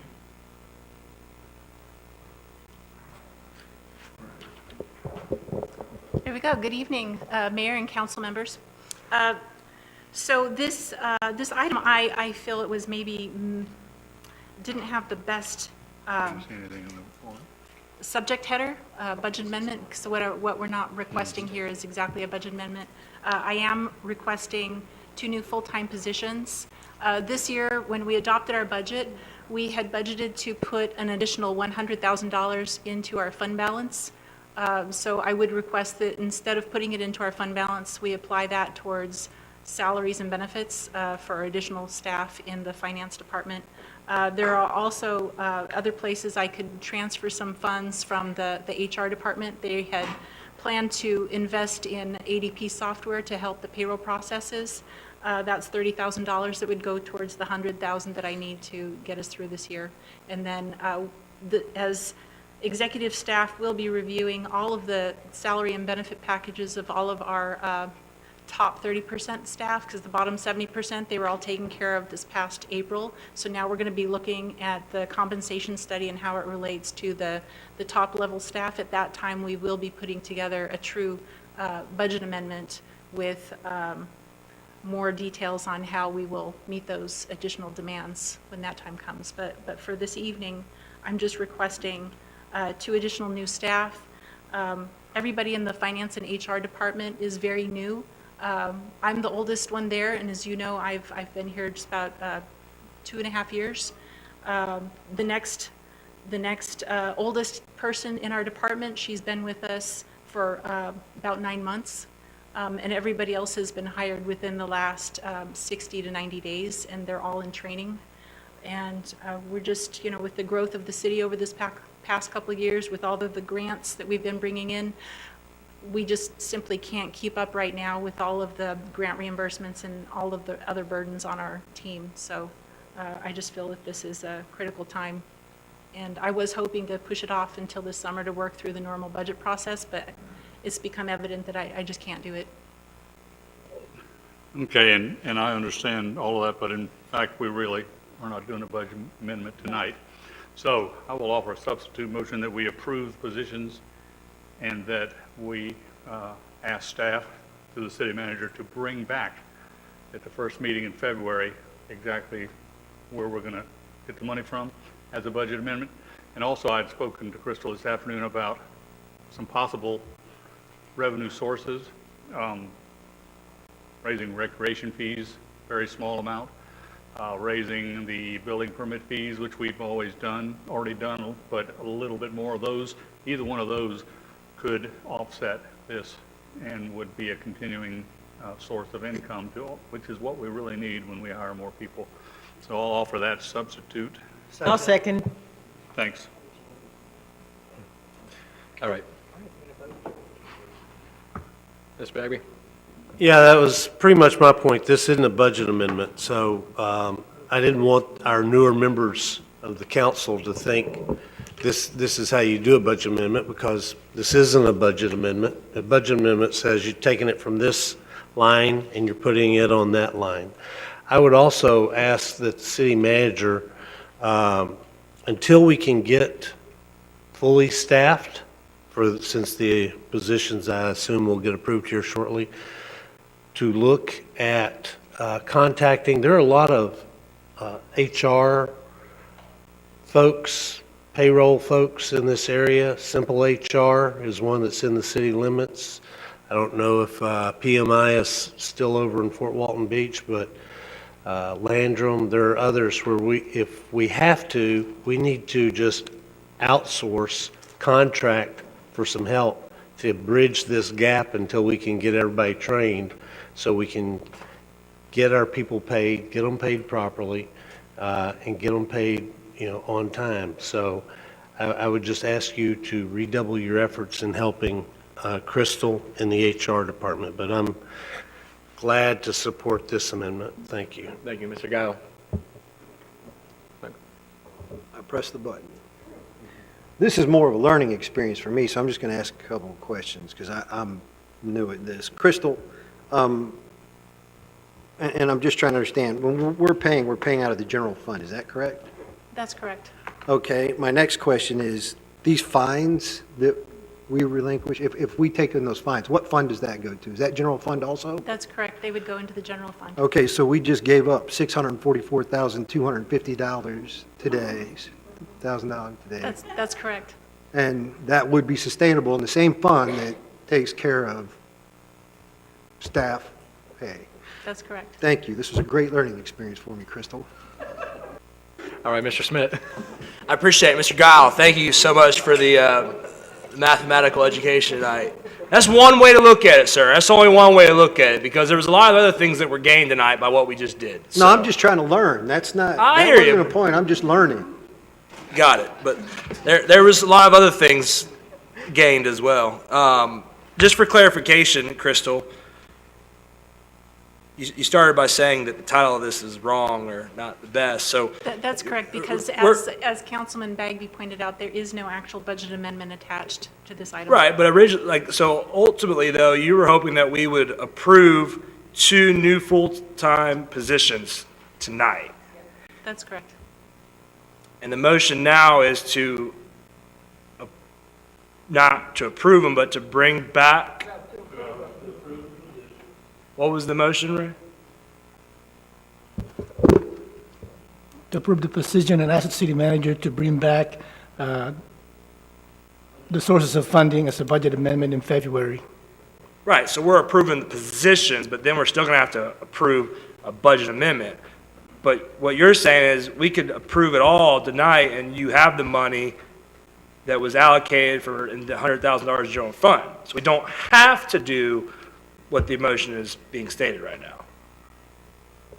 Right, you have the motion in the item, but then you also have the motion that was just presented. But what staff had recommended was that we use that $100,000 of general fund, addition to general fund balance that we adopted in the budget, to apply that towards salary and Right, benefits. so the question of where's the money coming from has been answered then, right? That's correct. Why But do you it was say not- no? But I would say it was not, it was answered for this year, but it was not answered in the way that Right. some council members would prefer. Right, where are we to going be, to get the which money is to pay for the next reoccurring- person, We don't know all that all Or the the time. reoccurring, how are we going to maintain a staff of 5 people? Gotcha. Year in, year out? I hear you. Well, I'd like to make a substitute motion, and I'd like to make a motion to approve 2 new full-time positions to be hired and paid based on staff's recommendation. Second. All right, got a motion, a second. We have a sub. That's the original motion. Does that work like that? Just like a point of clarification? Yeah, that's the original. So we need to, yeah, you can't go back. What's Yeah, that? we have to do the sub and let the sub take, I think you made the original motion, didn't you? And then So I'll Dewey withdraw the Dewey original? made a substitute motion. yeah. So. Withdraw right my now- original and make a new substitute? What was your last My motion? Was it just original the- is based upon what's in the staff recommendation, which, as we're being told, is not even correct because this is not a correct recommended motion. So ultimately, my original motion shouldn't even be made because there's not a budget amendment. So this entire sentence is mute because it's not even correct. So I'll just withdraw that motion then. And then you can make a motion. I'll make a substitute motion if you want. Okay, I just want to, let me just make sure procedurally, we're getting really far That's down what the you're line here for, of Kyle. motions. That's why we pay the big bucks. Yeah, I wish. So the original motion is going to be withdrawn. Dewey's motion becomes the original motion. And Kevin, just read your substitute motion again, just for the record. Sure, substitute motion to authorize 2 new full-time positions paid with staff's recommendation of $100,000 in general fund. Okay, just so we can clarify, that was your motion to begin with, Yes. yes? If we want to say that, sure. Okay. So now you have withdrawn a motion and made it again. You can't No, do that. no. So the answer to your question is no, that was not my original motion. Let's clarify it. I guess we got to clarify what the original motion is. The Ray, do original you have motion, I read it as proposed. The original motion was the recommended motion. Right. Which now we learn is not even an accurate motion because there is no budget amendment on this agenda. How does your new motion differ? That's the question. That's the question. How is this second? Because the original motion is to approve a budget amendment to authorize 2 new full-time positions. I'm not wanting to do a budget amendment. I wanted to hire 2 new full-time people using $100,000 money in the general fund. Okay, let's go back to general state law. Yeah. Can we, Please educate me. can we spend up to $100,000 just on the authority of the city manager, which is what we're doing? Wanted to use without a general budget fund. amendment? I don't think that's allowed. That's why we have budget amendments. Do we need a budget amendment? At this moment in time, we're not over budget, but we do have to complete a budget amendment within 60 days of the end of the fiscal year. So if, as Dewey recommended, we can approve the 2 full-time positions tonight and then bring forth a budget amendment where I'm going to recommend that we use that extra $100,000 instead of having it go into the fund balance. I'll apply it and I'll actually write out an actual budget That's fine, but it's amendment. like we're talking about So wasting that's- money. You know, we talk about wasting money, right? We talk about wasting staff time and staff's money. They're going to do exactly what we're wanting to do. You're going to do it in February, what you're wanting to do right now. So I just don't agree with that wasting of Okay. time, in my opinion. City Attorney, my question was directed to you, since you're the one that makes the legal. Yeah, I think it sounds like there's going to have to be a budget amendment here eventually. Let me just ask Crystal, is this going to be like a transfer in funds? Are you going to do your typical budget amendment form like you did for the one on the consent agenda? I mean, I think that's what needs to happen here, That's is your correct. typical form needs to go before the city council. That's correct. Yes, The okay. question is, who has the authority to transfer $100,000 worth of funds around in the budget without council approval? No one does, do we, to answer that? Okay, so then we're back to, if we want to make my motion, which is quite reasonable, as a original motion, that's fine. But I would point out that what we would do with the other motion is most likely a violation of our rules in the state law. Otherwise, you can just transfer large amounts of money all over the budget and come in 6 months later, or 3 months later, or 2 months later and do a budget amendment. Not the way it's supposed to work. Not responsible, it's not the way it's supposed to work. So if we can clear this matter up, I will make my motion as the original motion. Second. And let's go forward and get these positions done. Yeah. Okay. So the motion on the table, Ray, we're going to read it off and we're going to vote on it. Going back to recommended motion, would be motion to approve the budget amendment to authorize 2 new full-time positions in the finance department. No. There is no budget amendment. And to have staff come back with a budget amendment at the first meeting in February that shows us where the money comes from, where it's going. Okay, so that was your substitute motion earlier. Okay. That's now the main. That was. The substitute motion is now the original motion. The original motion was withdrawn, I believe. Yeah, void, yeah. No. Schmitz. Okay. And then my last question is, with the motion we have up there, Crystal, are you able to move forward with your plans, or is this holding you back a month? To be honest, I've lost track of which motion is on the table right now. So right now, we are going to do Councilman Destin's, where we are going to give you the 2, and then in 30 days, we need to have a budget amendment. Is that correct? All right. Yes, that will work, thank you. Okay. You'll still be able to hire people by 1 February? This doesn't put any red tape on you. Yep. I just want to The main clarify. red tape I'm up against right now, because we have plenty of money in the budget technically, because we're only partway through the year. So in accordance with state law, we're good. Okay. But what I am missing right now is council's approval of 2 new positions. And you get that tonight, and you can start tomorrow? Okay, yeah, Kevin, I do appreciate you going to bat for her, 'cause I mean, I definitely want things to move forward, and we need this department to be running as fastly and as smoothly as possible. So I appreciate the fast pass, but if this works for you, then, all right. That's my Mayor? last I comment. have a question. Mayor? I just want to clarify. So I am now authorized to advertise and move forward with getting these positions filled. And then I believe end of March, I did bring something back that justifies the budget amendment. In the February, just bring it Okay. with adjustment, whatever's done. Very good. All right, Mayor, yes, I'll feel more comfortable if I read it again, just to make sure. yes, sir. Okay, the motion is to approve the positions and ask the city manager to bring back with the sources of funding as a budget amendment in February. All right, call on the vote.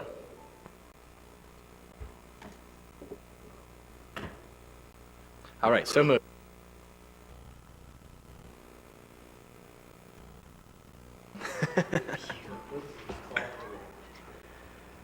All righty. Lance? Thank you, sir. Apologize, I need to regroup here. Yep, no worry, 4B. All right, we now have the privilege of introducing who I hope will be our public information manager, who is online, and I do ask, we kind of have a bad connection, so if you speak, please speak clearly into your microphone or she won't be able to hear you. But we have Tamara Young as our candidate, and I can tell you after talking to her, I think she's a very good fit for our organization, and she's available now to answer any questions, and I'll leave that to you all from this point forward. All right, Councilman Hebert?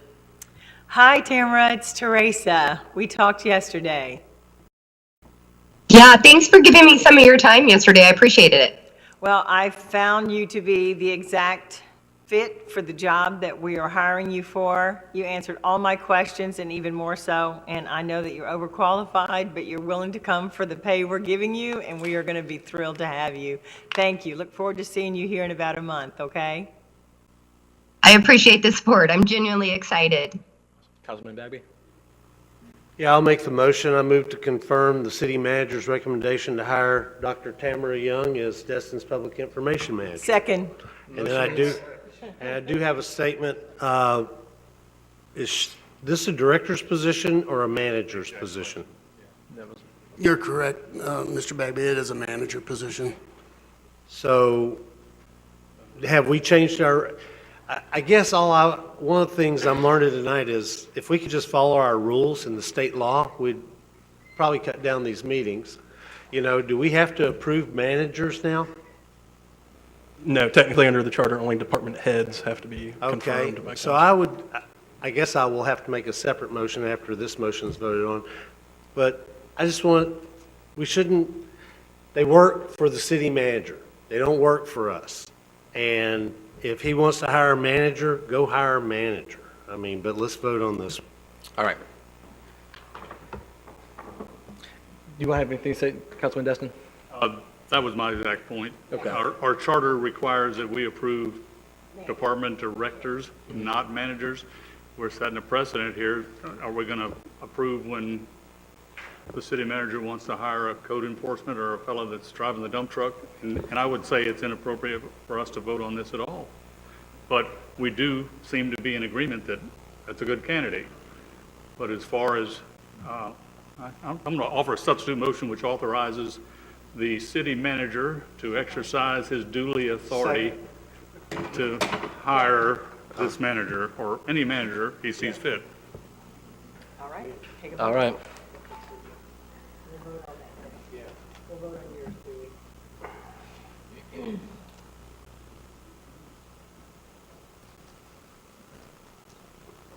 Yep. Do we, you have a press? Yeah, there you go. All right, so moved. All right, Lance, it's yours. Thank you very much. Congratulations. Welcome, Tamara. So item 4C is back to the proposed RFQ for post-certificate of occupancy building inspections. Lewis and Noel are both here to answer any questions you may have regarding this. Good evening, council. Thank you. So I'm bringing back this RFQ that was tabled on November 7th council meeting, and then on November 28th, Councilmember Schmidt and council agreed to bring it back to this January meeting for further discussion. This is in correlation with the milestone mandatory structural inspections for condominiums that Senate Bill 4D was approved by the state and adopted by the governor. These reports have to be provided to local building departments, so that'd be me. And so then I need to review these reports, interpret what they're telling me in these reports.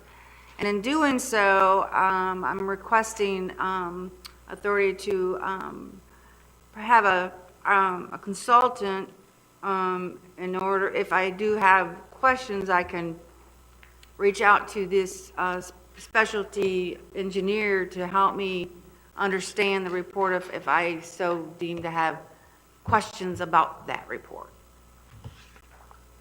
Any questions? Okay. Any questions? Do I hear a motion on the floor? Chair, I'll move that the city council approves the attached proposed RFQ for post-certificate of occupancy building inspections.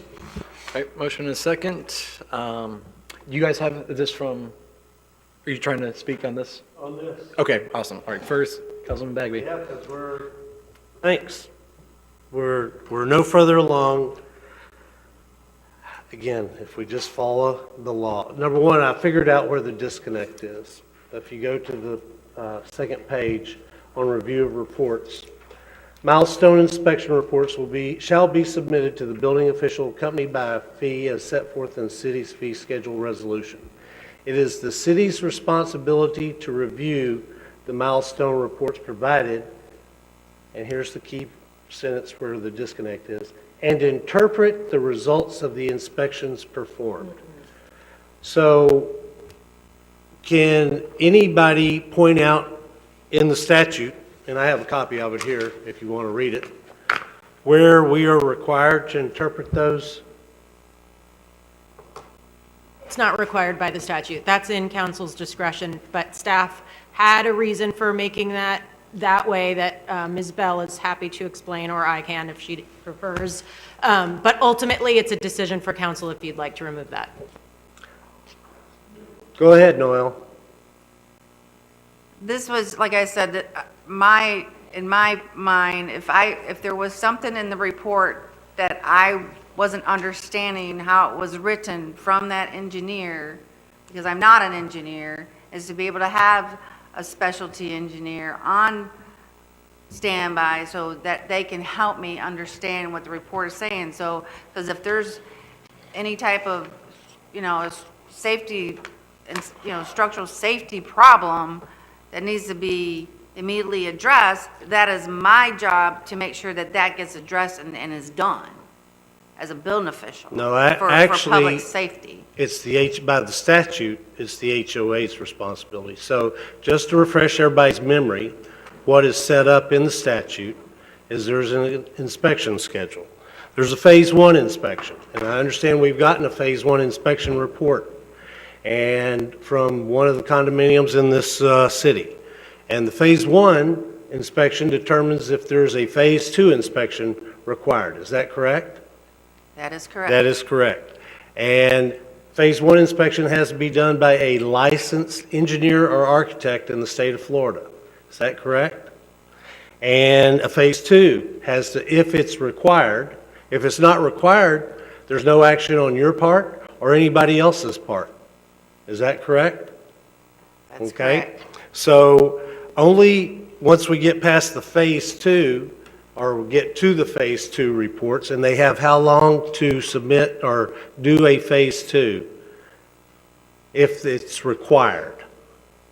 They have 6 months, 180 days, I believe. No, it's by 12/31/24. Okay? Oh, I'm They have sorry, a yeah, year. Phase 1, yes. Yeah, 24. Okay, we're at what is today? The 3rd, 1/3/23. Okay, do we all agree that there's going to be a glitch bill come out of the legislature this year to address some of the shortcomings or unknowns in Senate Bill 4? Kim, that's probably a question for you. Is 'cause- extremely likely, yes. Yes, that is, I would bet my house on it, you know? But then y'all would lean it and I would have to ask for a reduction. Okay? So the point, and I can go through this whole thing again, but the point is real simple. You're asking us to do something that the statute doesn't envision us doing, that we're not required to do, and then if we do, okay, then we accept the liability, where the liability right now relies on the architect or the engineer who's licensed in the state of Florida to do that. What we are required to do, okay, is when they do the Phase 2, or I'm sorry, not when they do the Phase 2, if they do not do the Phase 2, then we're required to determine if that building is in compliance. Is that correct? By the statute, Correct. okay? And that would be in 12/31/24. So it's real simple.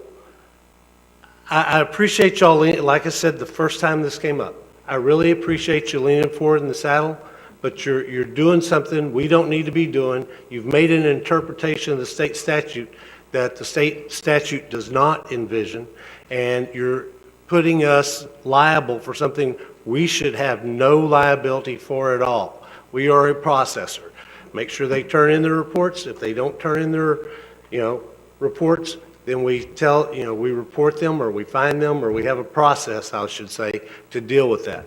If they haven't done their Phase 2, completed their Phase 2 by 12/31/24, then we have to go hire, at that time, and it'd probably be before then, an engineer licensed in the state of Florida to tell us if they are in compliance.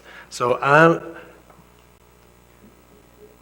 don't understand the rationale for wanting to do this, but I'm sure you have one. So if you would share with me, other than you want to be proactive, I get that, but you're being proactive, A, where it's not required and really not envisioned in the state statute. And so it puts a liability on us, potentially puts a liability on us. So can you explain? Again, yeah, my goal was to be proactive on this and not reactive. So, Okay. No, and I appreciate that. And so I'm not going to be able to support this because for a whole host of reasons that if y'all want to go into further discussion, I'll go down through all my notes. But I appreciate you being proactive. I really do. And I appreciate you leaning forward and trying to, make sure we're ready for whatever. But this bill's going to change. And everybody who knows anything about Tallahassee or legislation knows this bill's going to change. And we just don't need to be doing this right now. All right, Mr. Guile. I need to do research based off what Mr. Bagby said, so I am going to withdraw my request to speak. All right, thank you. All right, next, or first, Councilman Schmidt? Appreciate it. Are we able to recoup any of the fees that we pay out to the consultant in the collection that we charge to the, applicant or whoever's turning them in? Yeah, I mean, because when these reports get submitted, it's not set up in Compass yet, we're still working on that. They're going to have to submit those in milestone inspections with a fee. Because we all Like, can't. if you hire somebody and they charge you $1,000, are we gonna be able to charge that person $1,000? Correct. And then by doing something like this, is this liability question, are we accepting, like, is that liability, the statement of we are now gonna be liable as the city by making this decision? Is that, like, I don't wanna say true statement, but is that accurate? We're not liable if we don't hire somebody, but if we do bring a consultant in, now we're liable? Well, I mean, that's Bagby's interpretation. I mean, I'm I asking don't know that, attorneys or staff I don't or- know that it is, the way that we have, I mean, I'm just, are we liable, or does this make us liable now to So something? are- It's so- more liable than we would have been. Maybe I'll just answer the legal Please. question for Noel. Sure, attorney. Okay. So I would say, obviously, if the city ever takes any action, you could always make want an to sue. argument that you're increasing liability, right? As the city's lawyer on the record talking about this ordinance, do I say passing it makes us liable? I would not say that passing it makes us liable, but to Councilmember Bagby's point, it does increase Right. the liability when we do something. Got it. Yes. Okay. That's all the questions I had. Appreciate it. All right, thank you. Councilman Destin? Thank you, Mayor. Is this a request for a proposal, or is it a ordinance that we're adopting? it's a request for proposal for qualifications. Okay, and do we have the ordinance that Councilman Bagby is referring to adopted now? Yes, that ordinance was adopted on November 28th. Okay, so the section that he brings up at the top of his notes there, before we get to the rest of it, if that section were not there, then would our liability issue, however valid or not it is, exist? So the simple solution to that is to take that part of the ordinance out. We can do that, and that's what we discussed earlier today with Councilmember Bagby. Okay? And so if we took that out, we're going forward at a pace that probably will outlast our special session that's coming perhaps. And if we are actually just going out for RFQs here, which we don't have to accept at all, we can reject all of them if we think at the time we get them that it's caused us a problem, then I'm a little confused on why we wouldn't even go out for the RFQ. In the meantime, we can address the glitch that Councilman Bagby's talking about by removing that from our ordinance. Therefore, any chance of liability should disappear. And then, as we're going through that process, whatever the state does, we can take into account too. So I'm not sure about the not even go out for the RFQ if we already have an ordinance that we adopted in November. We need to take that section out. I agree with Mr. Bagby. There's no reason to buy more liability, even if, it's on a discount. So the motion right now is to go out for an RFQ, I believe. And after that is made, I would make a motion to amend that ordinance to remove that section that requires us to be responsible on that phase 2, I think it's called. And meanwhile, that should remove Noel's need to have the expert to consult.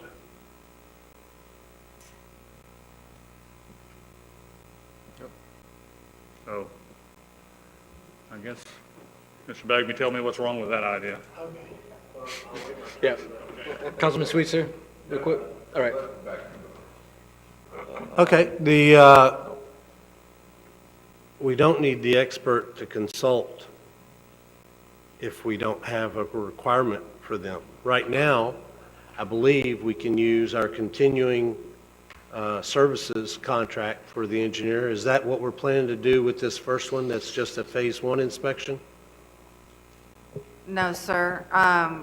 Because these are structural integrity inspection, type inspections, we don't have a current engineer that is structural. We only have civil engineering.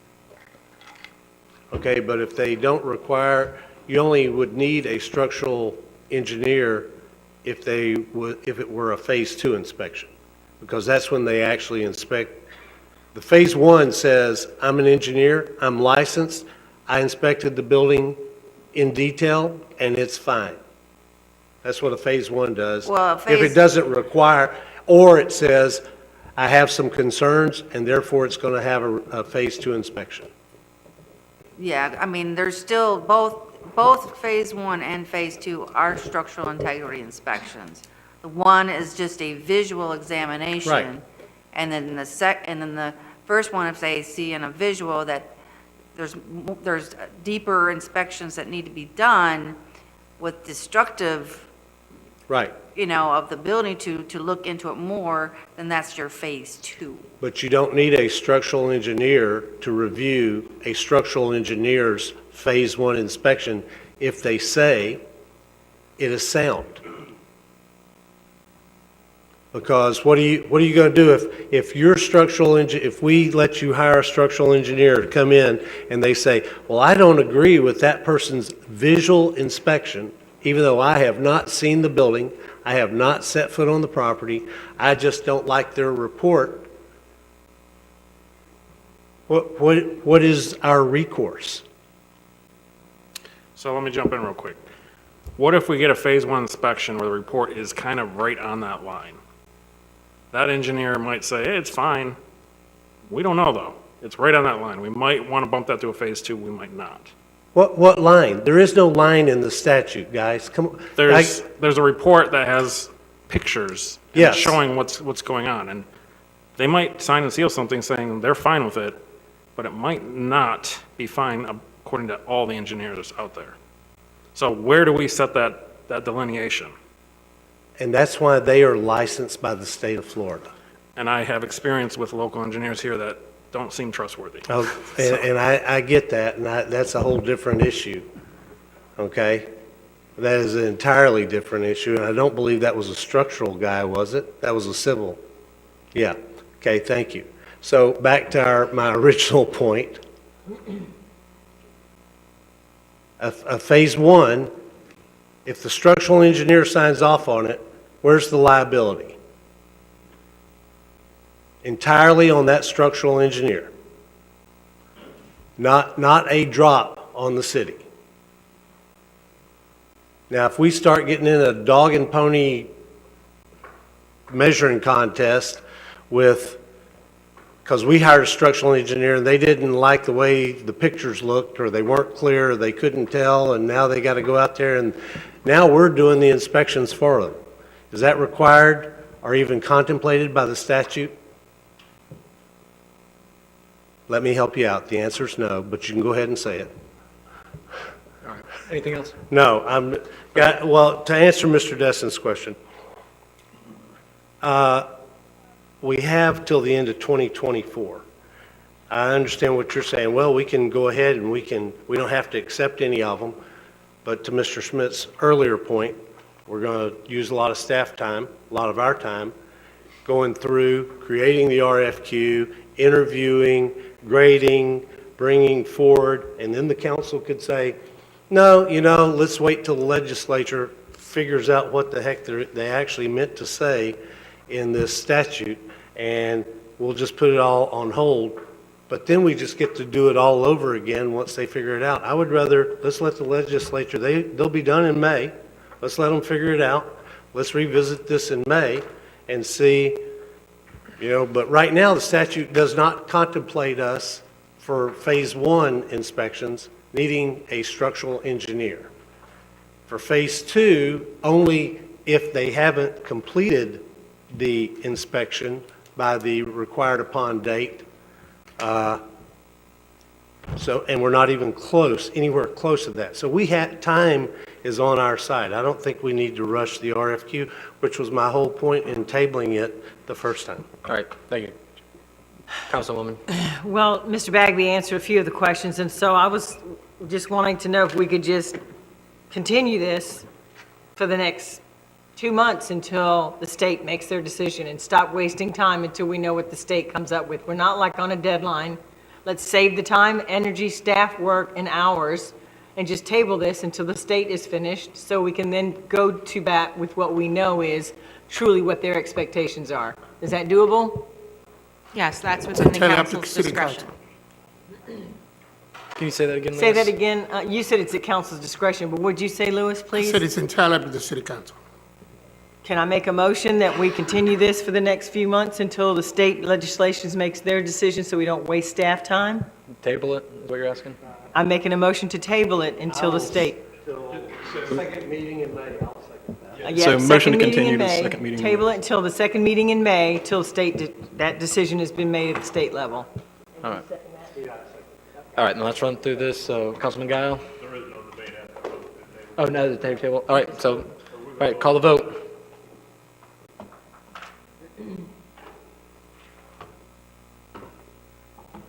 Mr. Destin? Press harder. Right, so move.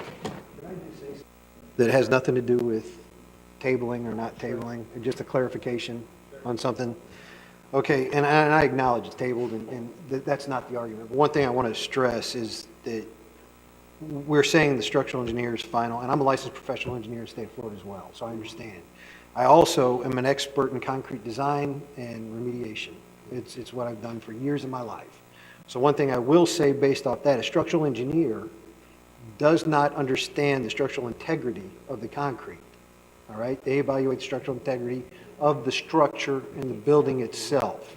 But the concrete evaluation is something that typically, I've never run into a structural engineer my entire career that understands concrete design, concrete durability, things of that nature. So I would agree after tabling, once we look at all this, I think we need to understand that there is definitely a difference between what a structural engineer's capabilities are and an expert engineer whose expertise in concrete, just for the health, safety, and public welfare of our citizens, regardless of liability. But that's all I wanted to add to that Mr. Destin? topic.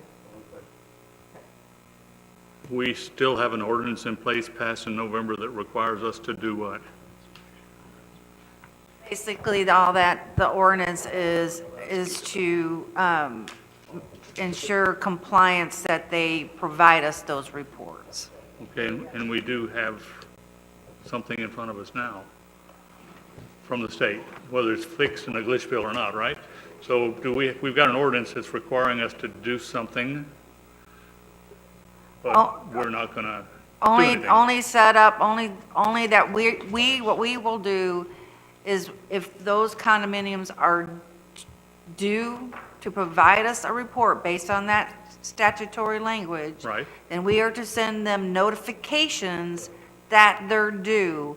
You've met your 25-year marker. Okay. You got to provide us that report, and you got to provide that report to the state, so and so and so and so. So that is what our job is in that ordinance. And if they fail to do so, then we go through the legal proceedings to ensure that they do with no, violations or deem their building unsafe because you haven't provided us a report saying it is. Does that ordinance contain the section that Mr. Bagby had concern about that would cause us to have to perform the stage 2? Or phase 2? No. Okay.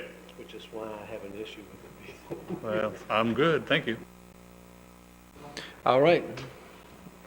Thank you, Mr. Mayor. Just a few quick announcements. I'm going to put Lisa on the spot real quick because we had our annual Snowbird Maine registration take place at the Destin Community Center today. And Lisa, I don't know if you have the total numbers. Yes, sorry, I didn't get those to you. Kind of low, but right now we have 860 that have registered. So that is a lot lower than the last 4 well, the last 4 years have been a lot lower. Before COVID, we were at probably 2,000 at this time. Thank you, Lisa. And they'll continue to register each week until the end of the snowbird season? Yes, sir, yes. So that was just a heads up on that. Quick Lance, note, real quick, what was the number last year? Were we at about, was it 700 last year? Like lower than 8, right? We passed that for last year, yes. It was, I think we were at 725 at this registration. Thank you. on January the 10th, there will be a stakeholders meeting regarding the harbor capacity study right in this room at 5:30 PM. So Louis, do you have anything else on that? No, except to invite the members of the public, in addition to those stakeholders, to attend that meeting. What time is that? 5:30, All right, thank you. right in this room. Tuesday the 10th? Yes. That's publicized, so we can come, right? Yeah, the letters have gone out to the stakeholders. We're just making a general announcement to the public if they want to attend. Okay. 5:30. Okay. And last but not least, city facilities are going to be closed on January the 16th, and for that reason, our next council meeting will not be held until Tuesday, January the 17th. There we go. on my And that's birthday. all I have tonight. All right. Thank you, city manager. All right. Kyle? The first reading of ordinance number 2301 CN, an ordinance of the city of Destin, Florida, providing for amendment of sections 2.2-61 through 2-65 of the city's code of ordinances, disposal of surplus property, providing for authority, providing for findings of fact, providing for conflicting provisions, and providing for an effective date. And this is a public hearing. All righty. So at this time, oh, I lost my spot. Yep. All right, so at this time, I'm going to ask the general public if there's any comments. This is the time to speak on this public hearing. Seeing none, I'm closing public comments. I'll make a motion, move to approve ordinance 2301 CN on first reading and direct staff to advertise for second reading. All right, I got a motion on the floor. The second, any discussions? Seeing none, calling the vote. All right, so moved. Ayes have it. All right. Thank you, Kyle. Going on to our final six. Councilman Sweetser?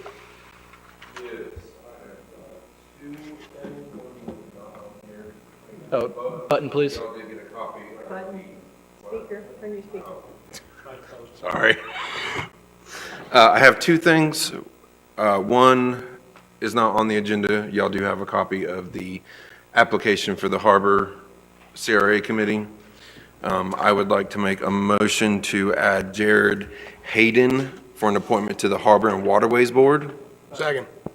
Motion is second. Discussions? Seeing none, calling the vote.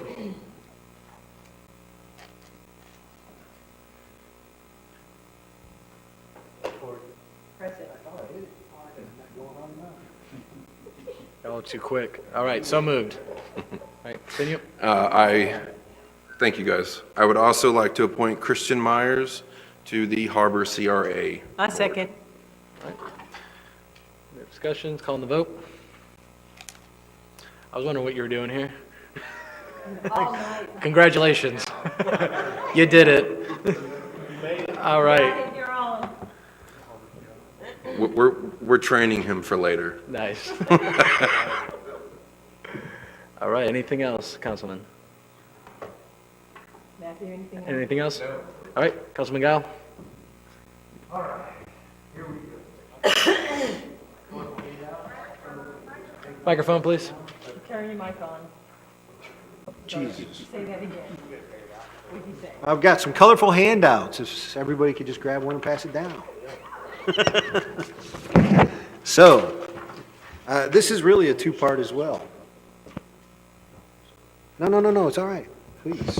This is also a two-part as well. First thing I'd like to talk about is adding verbiage to the ordinance about non-resident fees.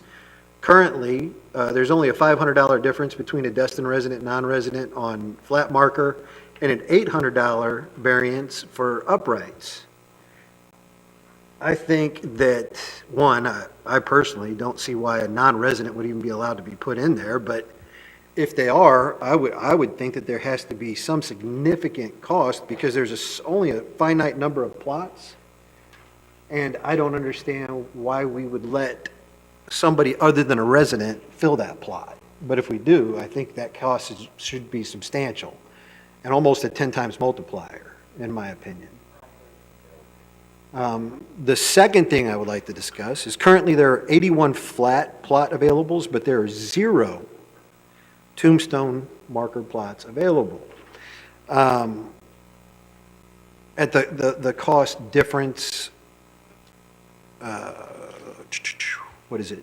It's only a $250 difference to go from flat to upright, but that's an additional revenue of $19,000 over the flats. If we open up section FF, K, L, and OO, highlighted in green on your colorful little plot.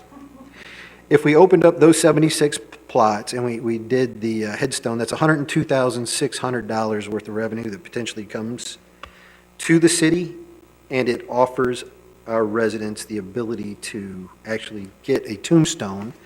So I request we revise or amend ordinance 17-27-CC to allow the uprights in FFKL00, and we put a 10-time multiplier on non-residents trying to purchase space in our plot. And if you guys would like to amend it, no non-resident I'll can do second that. Okay. Mayor, if I may.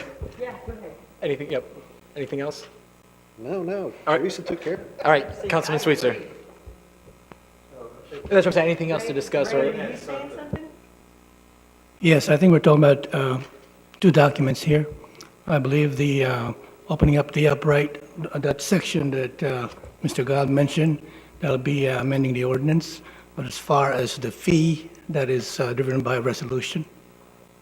Okay, so it needs an additional motion. All right. So it'll be, Yeah, so Tori, just split your motion, do one motion at a time. We can discuss the fees first in the resolution or the code. Split motion. Uprights? You can do that one first, and then let's talk about the No, fees. that's what I just did. You just All right, I'll interrupted me. second his Uprights? first We got a upright. second. Okay, good. Second motion. 10 time, okay, it's got to be a separate day Yeah, altogether? Okay. Yeah, and we're only going to be discussing now on that first motion, so Councilman Sweetser. Yeah, this is actually the issue with the headstones was actually the first time as an adult that I came to city council. I don't think that we should be limited to what we can put on our grave plots. My grandfather is still sitting there right now with no headstone because it doesn't, what he had picked won't fit the code. So there's a lot about the cemetery issue that needs addressing. Also, I'm glad that he's brought this up. I would like to see more, any plot that is available, be able to have the headstone on it that you want, and not just have to be restricted to a stepping stone, per se.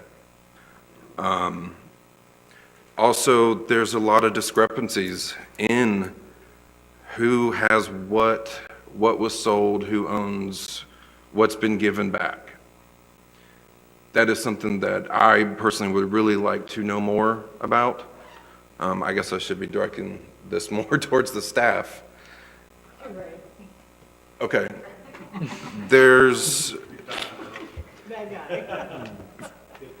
I'll get with you on that on a different time, but I do agree with Guile on this, but I think that it should be throughout the entire cemetery.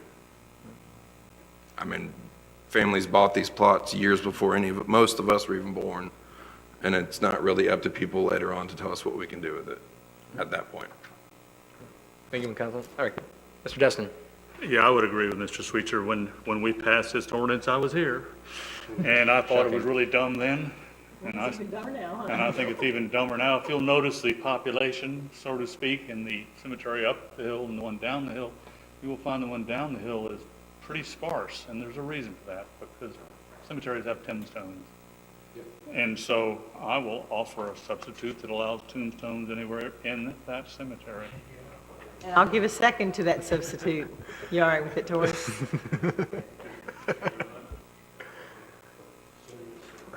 All right, yep, so we got the substitute. All right, Mr. Bagby.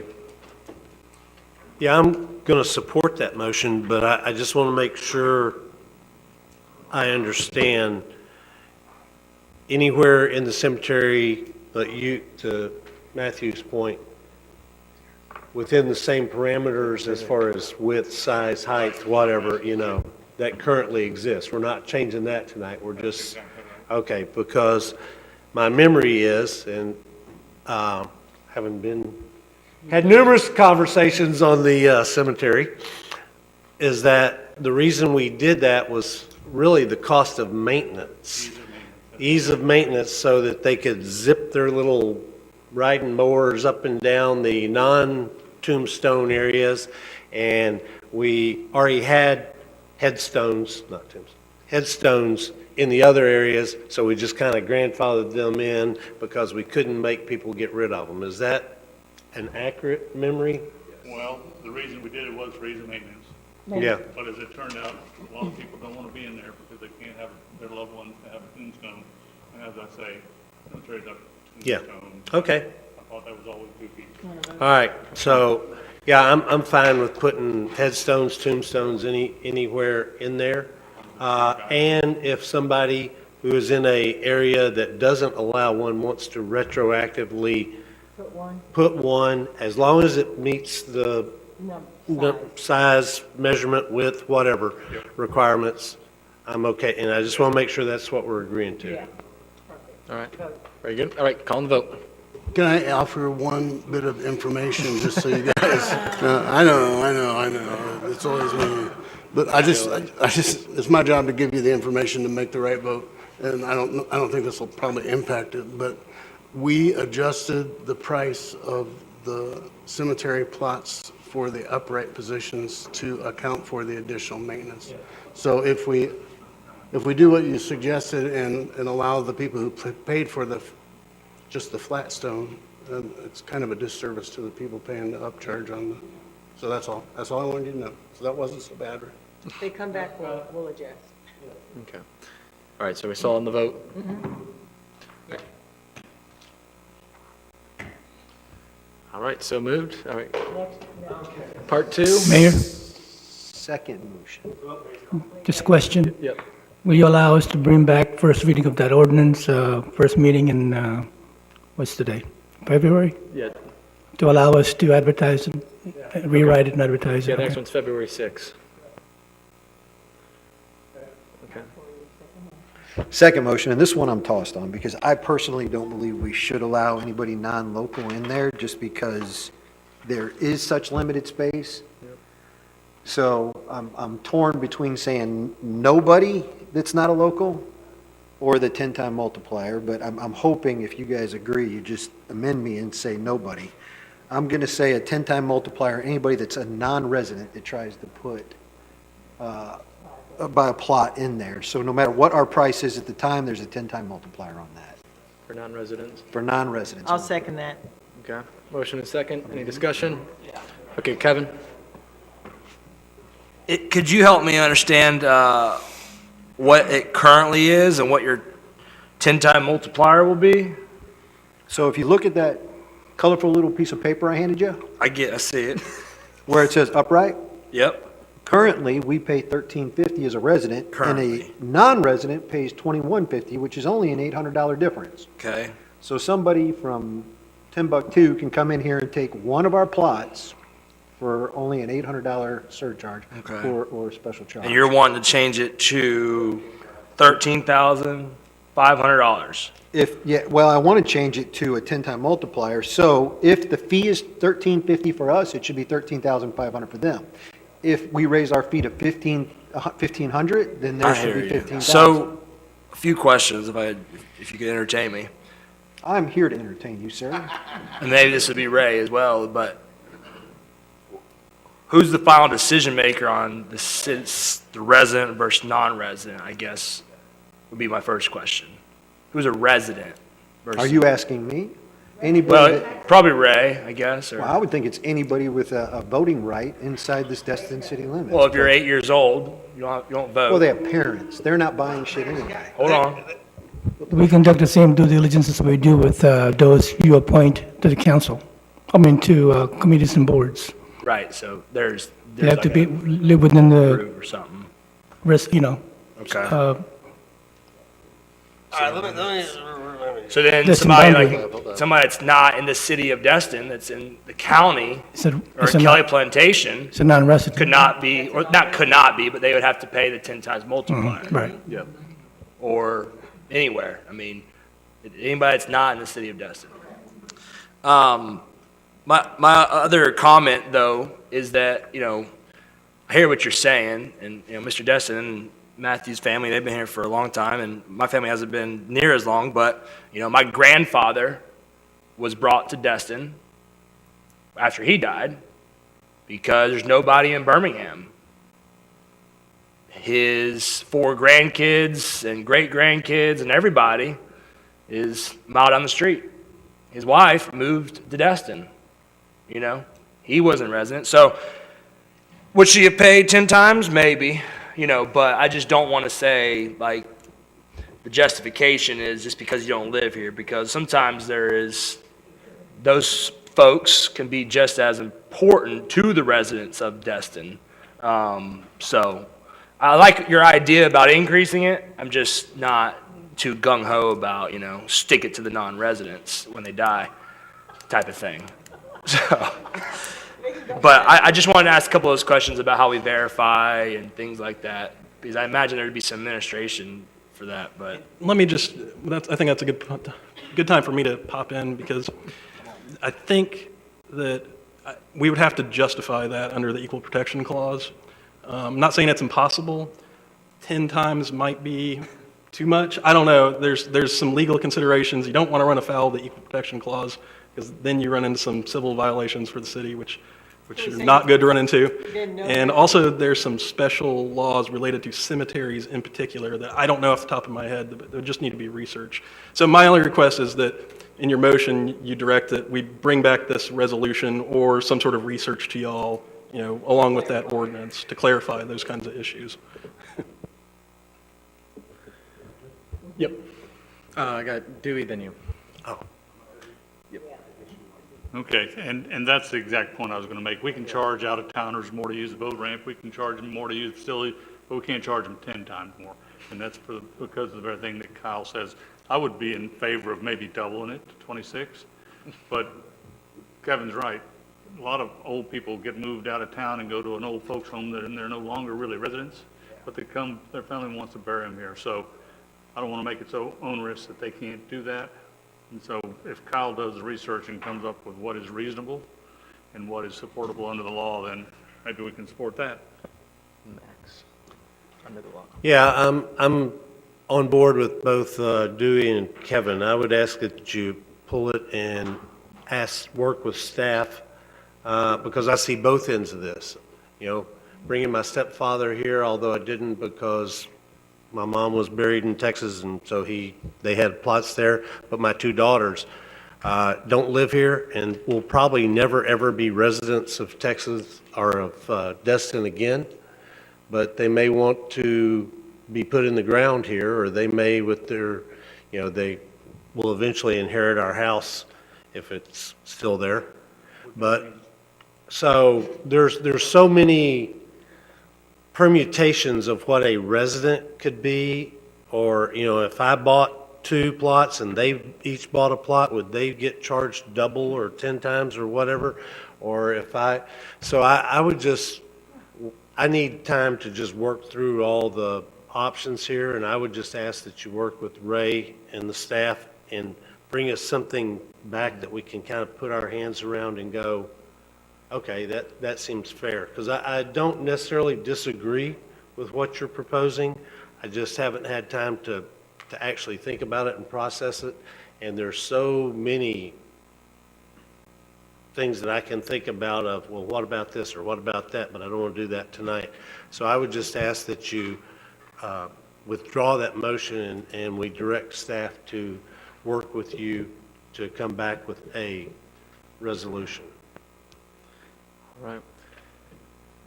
Councilman Sweetser? Yeah, and very in close knit talking about the lien reductions. I think that this also, like Bagby was going at with people's family members that are out of state or don't live in Destin. Like, per se, my sister lives in Fort Walton. She belongs in Destin when she's married. Am I going to have to pay that extra amount?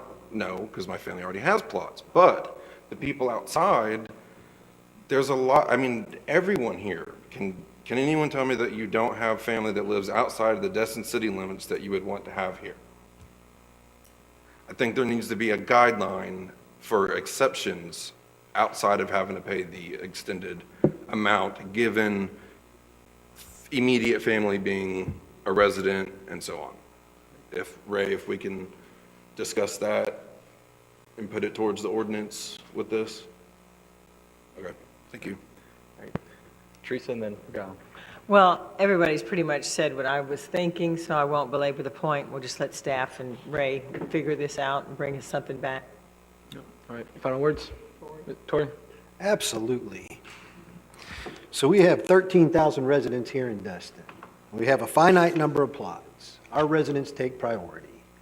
If your sister's brother's uncle's cousin died in somewhere else, I mean, it may be some emotional pull to you to bring them here, but the reality is we have a finite amount of spaces and we have 13,000 residents. We do not have 13,000 plots. If your relative decided to abandon us and move somewhere else, our residents should have to come first, and that is on the strategic planning right here. Local residents first. So either we stick by what we say or we keep coming up with these little heart-pulling little stories that we want to keep coming up with and changing it. Residents first, 13,000 people, but I will make a motion that we allow staff and Ray to review this and come back with a plan. And if we're agreeing to max, that'll be all in Ray's report. All right. Second. With a second, any further discussion? Seeing none, calling the vote. All right, so moved. All right. Final thoughts, anything else? Nope. All right, Mr. Destin. Thank you, Mayor. I just would ask the city attorney to give us a brief update on what's going on with our park down on the harbor. I know that we gave a 30-day notice with things to fix, or land use, whoever's in charge of it. Where are we on that process now? So the park is in the final punch list stage. Lance, have you spoken to Mr. Buckingham recently? I'm not sure. Jeff, can you go in? Jeff, oh, sorry, Jeff. I didn't see you waving somehow. I know an inspection's been scheduled for Thursday at noon. So I think that'll reveal what still needs to be done and what is acceptable at this time. Okay, so we gave them the 30-day punch list? They have the punch list. And how long ago did we give it to them? 60 days. More than 30 days. Well, I know the answer. It's almost 60. Yeah, it's been 60 now. Okay, so if we're going to make spring break, we need to get on the stick, guys. No kidding. That's all, thank you. All right, thank you. Councilman Bagby, anything? I just want to wish you Happy New Year, and I don't mean to spring this on Webb and Lance, but I forgot to ask, when is our strategic planning and where are we on the survey results, and when's it going to be released to us? Sorry, I failed to give you a heads up too. I apologize for that. No problem. We're looking at the second week in February to hold our strategic planning session. Mr. Buzzetti, formerly the city manager in Gulf Breeze, who has helped us before, has agreed to come help facilitate that meeting with us. And as far as the survey goes, we received it just before Christmas. We are actually trying to get through it ourselves, and we'll get it distributed to council as soon as possible. So when you say the second week, is that the week of the 6th of February or the week of the 13th of February? I think we're looking at the week of the 13th. Okay. I believe Mr. Eddie's got some commitments in out of state.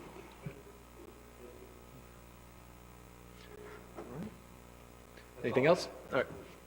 Councilwoman? I just want to put a couple things under my name for the next meeting. I want to have Louis give us an update on where we are with the utilities and those boxes, if we're going to be able to do anything with those, just to get that update. And then also wanted to find out about the grant for the, I guess it's Palm Drive, where that walkway is going to be, that we got the grant through Rep. Maney. If Jeff, if you could just bring that back to the next meeting and tell us the status of that. Those are the only two things I just, on my little tickler to find out where we're at with those projects, okay? That's it. Happy New Year, everybody. Councilman King? Nothing for me tonight, thanks. All right. Councilman Schmidt? Appreciate it. First agenda item is I'd like to nominate Mr. Captain Jim Green for an appointment to the Harbor and Waterways Board, please. Second. All right, first and a second, calling the vote. Mr. Sweets. All right, so moved. Awesome. The next, Mr. Lewis, we're having a workshop January 10th for the harbor capacity study for the stakeholders. Can you give me, can you go into a little bit more of what that is? Because, yeah, just go ahead and explain a little bit more, please. Part of the scope of work that the Army Corps is supposed to undertake involves getting input from the stakeholders in the harbor. And so this is part of the completion of that work. So that's going into like the final report? Yes, they're also compiling a citizens questionnaire that they sent out. The results have come in, and they want to conclude with the stakeholders. Are they going to be talking about the study, the report itself at that meeting? No, they're just getting input from the stakeholders as far as how is the harbor functioning, what is the delivery, input from the folks that use the operators. And where does this meeting come from? Is this them that's doing this, or is Correct. this us? Because it seems like we're in the 11th hour or last hour, and we're asking stakeholders input weeks Yeah. before the report comes out? Yeah, this is part of their completion of the work. Okay. That's the last part to complement all the data that they've collected. Did we do this ever before, the past 2 years, a stakeholder meeting for the capacity study? Not for the capacity study. We've had delivery stakeholder meetings. Is it just me that thinks it's odd that we're bringing stakeholders together? Well, it's in the The scope very, of. like, the very last month of the No, study? it's done? No, the scope is what it is, and that's their process. I guess my question is it a waste of time to go to this meeting on January 10th if the report's coming out? When's the report coming out? February? The report is not finalized yet. It's waiting for the survey results and the stakeholder input. When do we expect the final report? Because isn't it coming this? February? Yeah, I read the week of the 30th, or January 30th. Okay. I just don't want to like misconstrue or make it sound like people are going to come talk about harbor capacity study on January 10th, but we're not.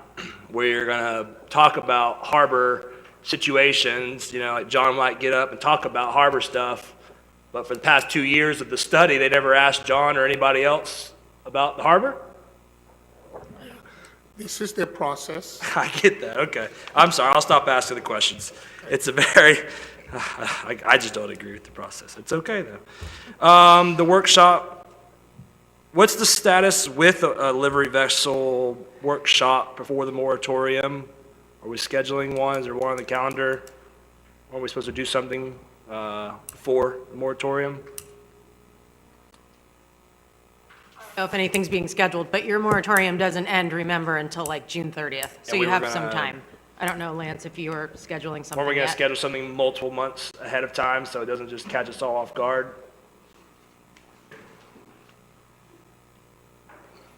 I'm going to have to look back into what you're asking for. I'm happy to do that. We're in communication with the living Right. operators on a regular basis now. I mean, I'm thinking we wanted the study first, right? So if we get the study in February and the moratorium expires in the end of June, then we have March, April, May-ish. Sure, I just, when we brought this up, it was, I think, I'm not sure there's a motion or not, but it was the hopes that we would have some sort of discussion prior to like May, where it's like Makes we have sense one meeting to and do now it's a March. moratorium type of thing. It would probably make sense to do March, because then whatever you guys determined at the workshop, we could then have April, May, and June to put together the actual regulations, if any, for you. If you could, Lance, just double check, I could double check it too, but if y'all could double check what we were hoping to have about that, that'd be great. Calhoun Park, anything going on with that? The past couple months since we talked Assuming last? you mean Clement Taylor Park? Yes, sir, yes. So. I know you're new here, I call it Calhoun, Okay. but I know it's Clement Taylor. I'm sorry. Jenkins just got back to me today. The surveyor's done with all his work. He's compiling all that data right now. He should have it by the end of this week. And in the meantime, Jenkins is updating the plans per our markups. So once he gets the data from the surveyor, he will input that into his plans and should have something to us soon to look at. And then when we get those plans, where are we at with the magic portal? Once we get those plans, we'll bring that to council for your review. And if approved. Fantastic. If We get approved, to then. review park plans. How about the Parks and Rec Department? Well, if you'd like me to go there first with it, we can. I probably would, because if you come here, I bet you will be asking you to send it back to Parks and Rec, which is where it needs to go anyways Okay. first. I do My expect the thought. changes to be rather minor, Okay. but I'll be glad to go with Parks and Rec first, and we can take it to council. Once it's approved by council, we'll provide it to the county for them to put into the application. Is it open now, the county? Like, are we, whenever we're ready, is it Yes. ready? Well, I think at this point, they're waiting on the updated plans. Fantastic. That'd be good. No, I mean, if it's minor changes, it doesn't need to go because there's no major, but I'd hate for it to come here with major changes. I don't think any of the changes are significant. I think it's Right. I'll let y'all placement decide issues, that. but I think most of the features that were represented, actually all the features represented Sure. in the original plans are still present. Okay. Well, then maybe it can come straight here. I appreciate it. 'Cause I don't want to delay it any further, that Clement Taylor part, if we can't. Helicopters, the helicopters. Good old tourist helicopters. We all love them, right? I know this has been a battle going on for a while. There's litigation going on. I put forth a motion a while ago to go to the county to get some answers. And I believe Kimberly has been requesting those, but we don't get any feedback. We don't get answers. We don't get the information. Just basic stuff. I'm not sure. I know you probably have seen it, but if you haven't driven right by when those things are taken off, it just shocks me how in the world that can be allowed. How in the world with no balloon-looking things, no wind things, no lights, and there's a massive Gulf power lines to the south of 98 that they're hovering right next to. How? And maybe, I guess because the FAA says they can. I don't know.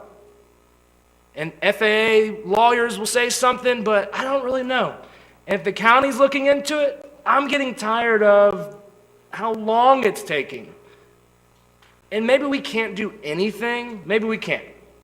But we can try, I hope, through resolution, through some type of legislation sponsor, to find out what can we do from the city directed to the FAA.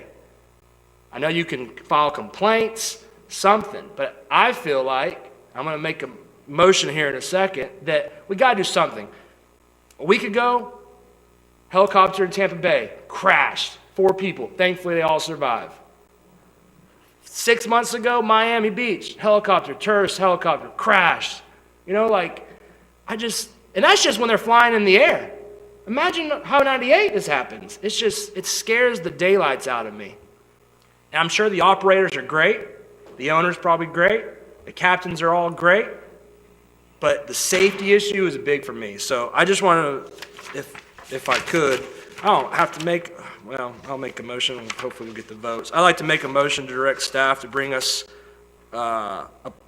some things that we can do on the city's behalf to look at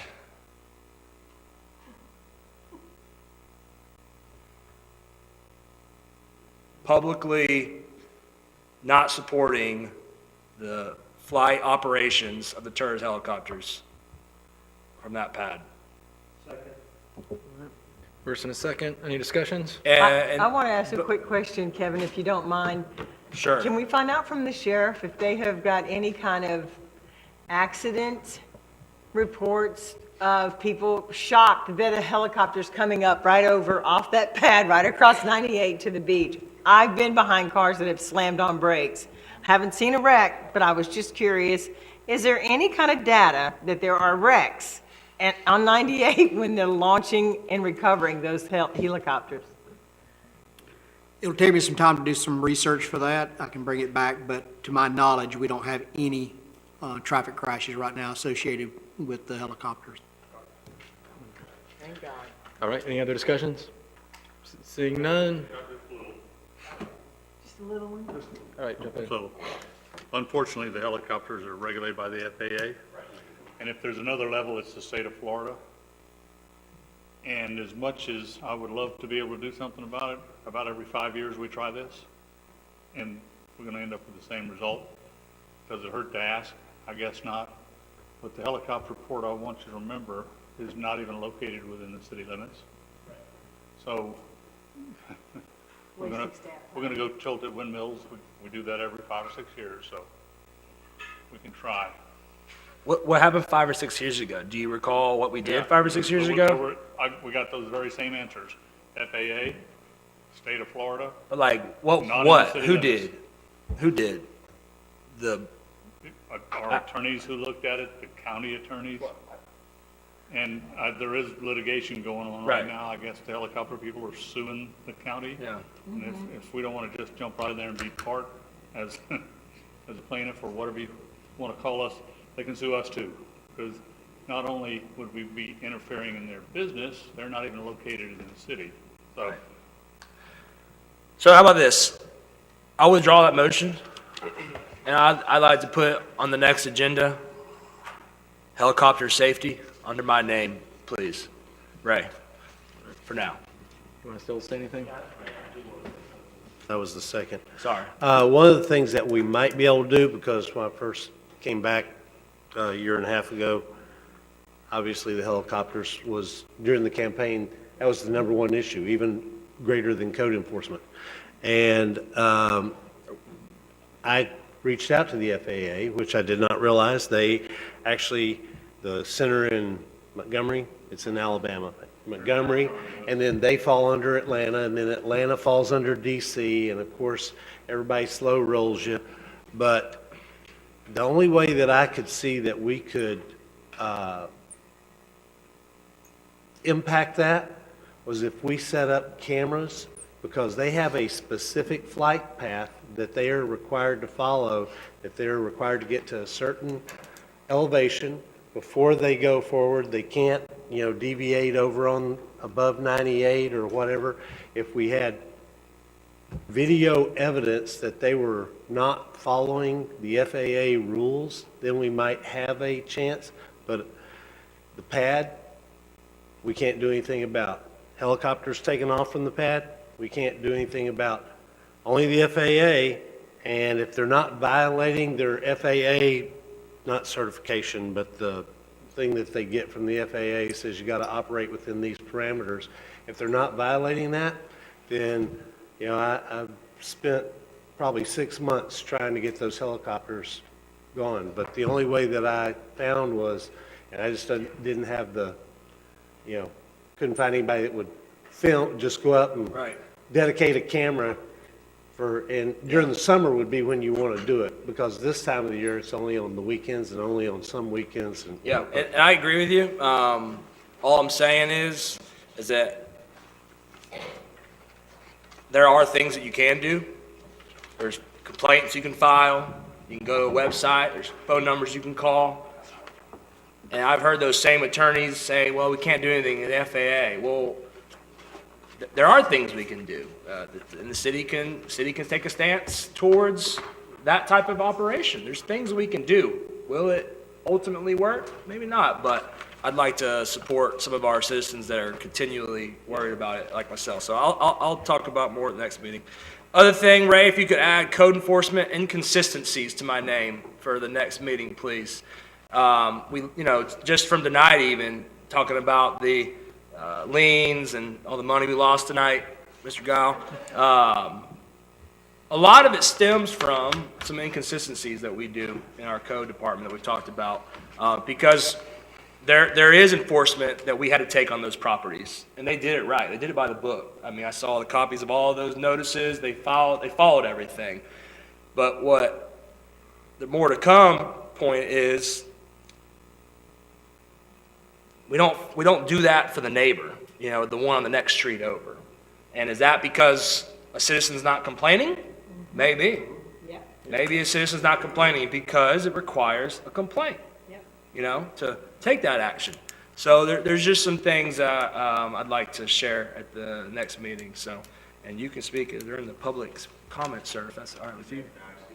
Not yet. I would probably wait just a couple more minutes, but sorry, I didn't mean, sorry. But yeah, code enforcement inconsistencies, please. And Happy New Year. Sorry I missed you before Christmas, but, the paint job had to come into play that day. Yeah. But Happy New Year. That's it. Thank you. All right, thank you. All right, the only thing I have under my name is the smoke-free parks and beaches in the city of Destin. I'm sure a lot of you guys have heard and seen that other neighboring cities have taken those actions. My one question, because I wasn't able to attend or look at their meeting, do we know how the county voted today on this? I was not able to attend, but we can get that information to you. Okay. I think either way, as a city, we should, push our own way. Yeah. So it has gone forward, it's going to be reviewed, so it is passed. Okay, thank you.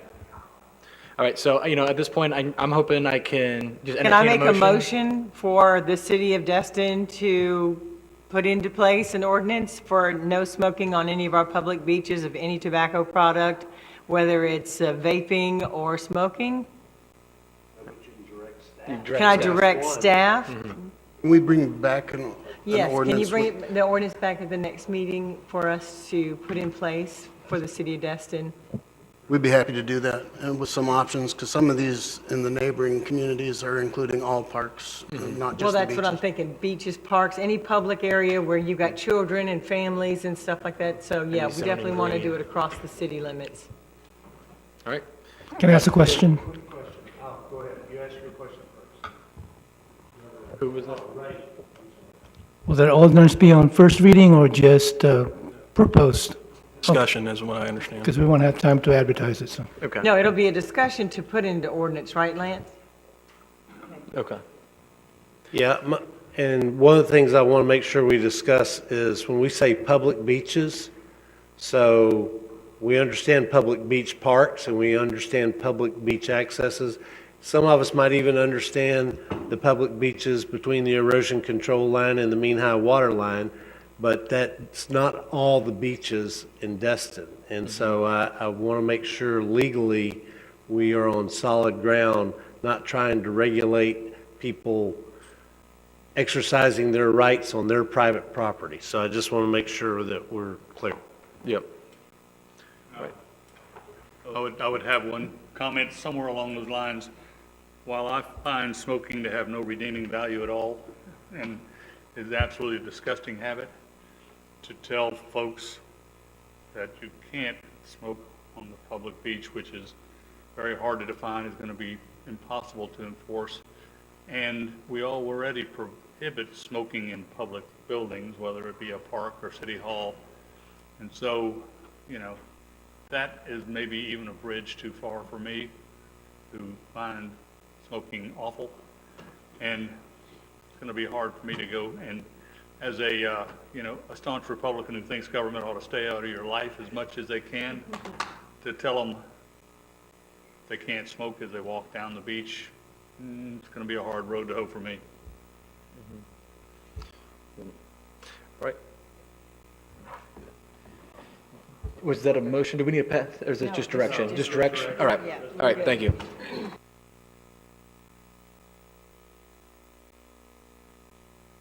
Land use attorney? Don't have anything. Happy New Year. All right. City attorney? Yeah, I have something that's really going to delight you. I want to talk about public records for just 5 to 10 minutes. Motion to excuse the land use attorney. This is why I get paid the big bucks, guys. All right, you got 8 minutes. 8 minutes to 9. So there's a brief PowerPoint. I've presented this. We try to do it annually, especially after an election cycle, in addition to meeting with the new members, which I hope you found those sessions very enlightening, Matt and Tori. But the city also has an enhanced public records policy that we adopted in 2019. Really, we had all these policies kind of in place, just in various locations, and we consolidated it to one central location. And so I'll just take you through 3 separate scenarios where you might have public records pop up. First is your emails, of course. And then I've just got on the PowerPoint some do's and don'ts listed.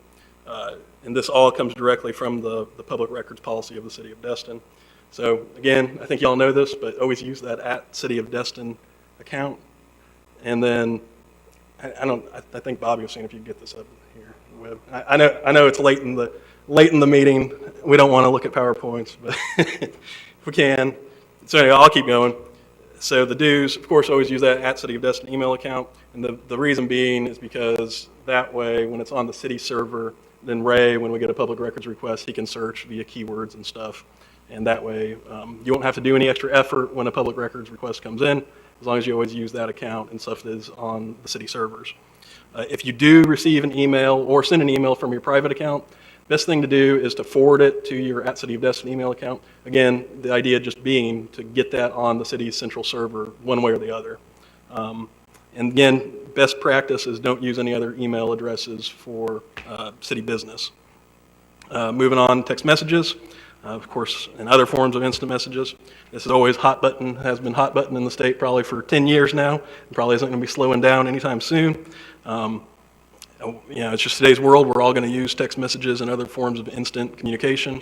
City does provide a cell phone. I know some of you use it, some of you don't. It's really better if you use it because, again, that gets on your central server, which will allow Ray to search in the event of a public records request. I know sometimes Citizen's going to text you on your private phone. If that happens, best thing to do is screenshot it, send it to your email or to your City of Destin cell phone. Just again, idea getting it on that city server. And the don't is pretty obvious. Don't use your private phones for communications. And if that happens, again, screenshot. Screenshot's very important here. Last thing is social media accounts. So this is one area where the City of Destin, we don't have anything for you in particular. There are various very expensive options that larger cities use that manage your social media accounts. At the City of Destin, it's really up to the individual official to manage your own social media account. I know a lot of you use it for city business, and that's fine. The important thing is that, if you get messages to your private email account related to city business, again, screenshot, send it into some sort of city server, usually your email. Be best, send it to Ray, so Ray's aware of it. And then for your public official account, it's probably not feasible to screenshot it all, but keep in mind, of course, the various conversations and topics that you've had on there. If we get a public records request come in related to that topic, generally, some of us are monitoring social media accounts, so we'll have an idea. We'll hopefully go directly to you, and Ray does send anything that even looks remotely like it might be something on your social media account out to all of you. So you just have to respond accordingly. Because we're not monitoring it for 100% compliance here, so you gotta take some personal responsibility and send it into Ray when he sends you that request. And again, don't ever delete anything on social media related to your public records, because deletion is one of the key points throughout the state where public officials get in trouble. And with that, guys, Happy New Year. You had 4 minutes left. Look at that. Not. All right. With that, public comments, anyone? It's time. Yep. You get 3 minutes. Just say your name, your address, and hit the button. Hey guys, Happy New Year. So to be sure, Captain Christian Myers on 539 Kelly Street. So to be sure, this council was talking about the helicopters right there on the north side of 98 by the Commons. Was it Timber? Okay. So I took special interest in this sometime in the middle of June because I work in close proximity to where their flight paths are on the beach to the east side of the Destin Pass. I run a sailing charter in the Destin Harbor. My boat is the tallest boat in town. My mast from the water level rises to 65 feet high. That's important. I took interest in this because on not just one occasion, but many occasions, and I've got film, evidence of this.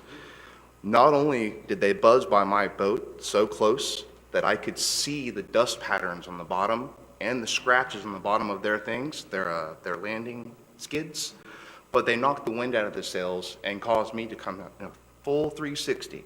This not only happened once, but 2 times. 2 times. There's something to bite at. I know my Can you send those videos to my City of Destin email so it's on public record? I can't. I will. Okay, so I know that my input here is anecdotal. But because of my interest in this, I went over there on a day and I waited for a north wind and sat there on the parking lot next door, I think it's Osaka, that restaurant right there, and watched. When they land on a day, it was 12 knots. This was about noon. When they land, they have to land on the far side. I'm getting away from it. On the far north side, away from those power lines. And in the first 20 to 25 feet, I stepped it. They moved 30 feet with that wind, and that's a 12-knot wind. It's not very strong breeze. We get that most days. I'm a sailor. I know what we get in wind most days. It was astounding to me that how close they were getting to those power lines. Not only that, but when they rise to enough height, they are above the highway. Now, I'm not an aviation guy. I'm not a pilot. Okay, most of my work is at sea level. But I know that there are minimums for where they're allowed to fly and things that they're not allowed to fly over. And I know that this city is very limited in what they can do. But there's absolutely violations going on here. I'll put my hand on something and testify to it. I've seen it. Like I said, I've got the evidence and I'll go and look for it. If anybody's got any questions, I'm easy to find. Awesome. Thank you so much. Thanks, guys. All right, up next.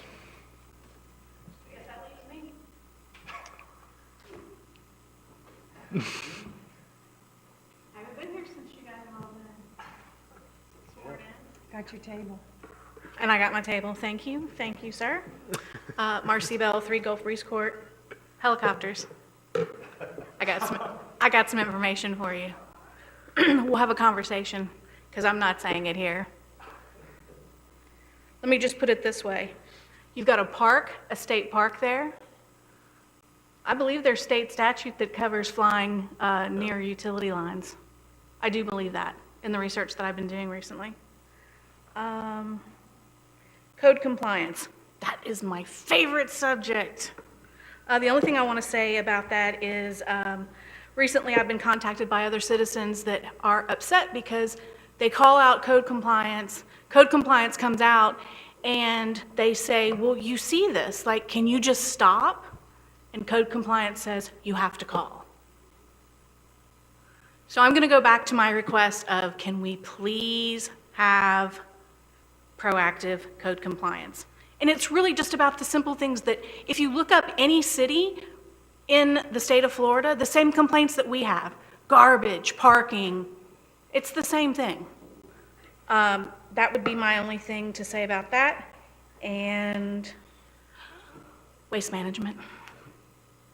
If I hadn't fought so hard back last summer for us not to be charged those extra fees for overages that were caused by mostly the short-term rentals, waste management statements, not mine. I can only confirm that. And it was 6 inches or above.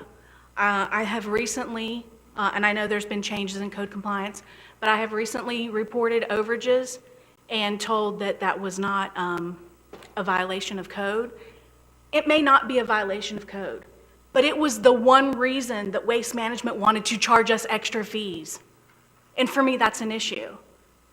So if it's not on the codes, I'm asking us to do something to make it so it's on the codes.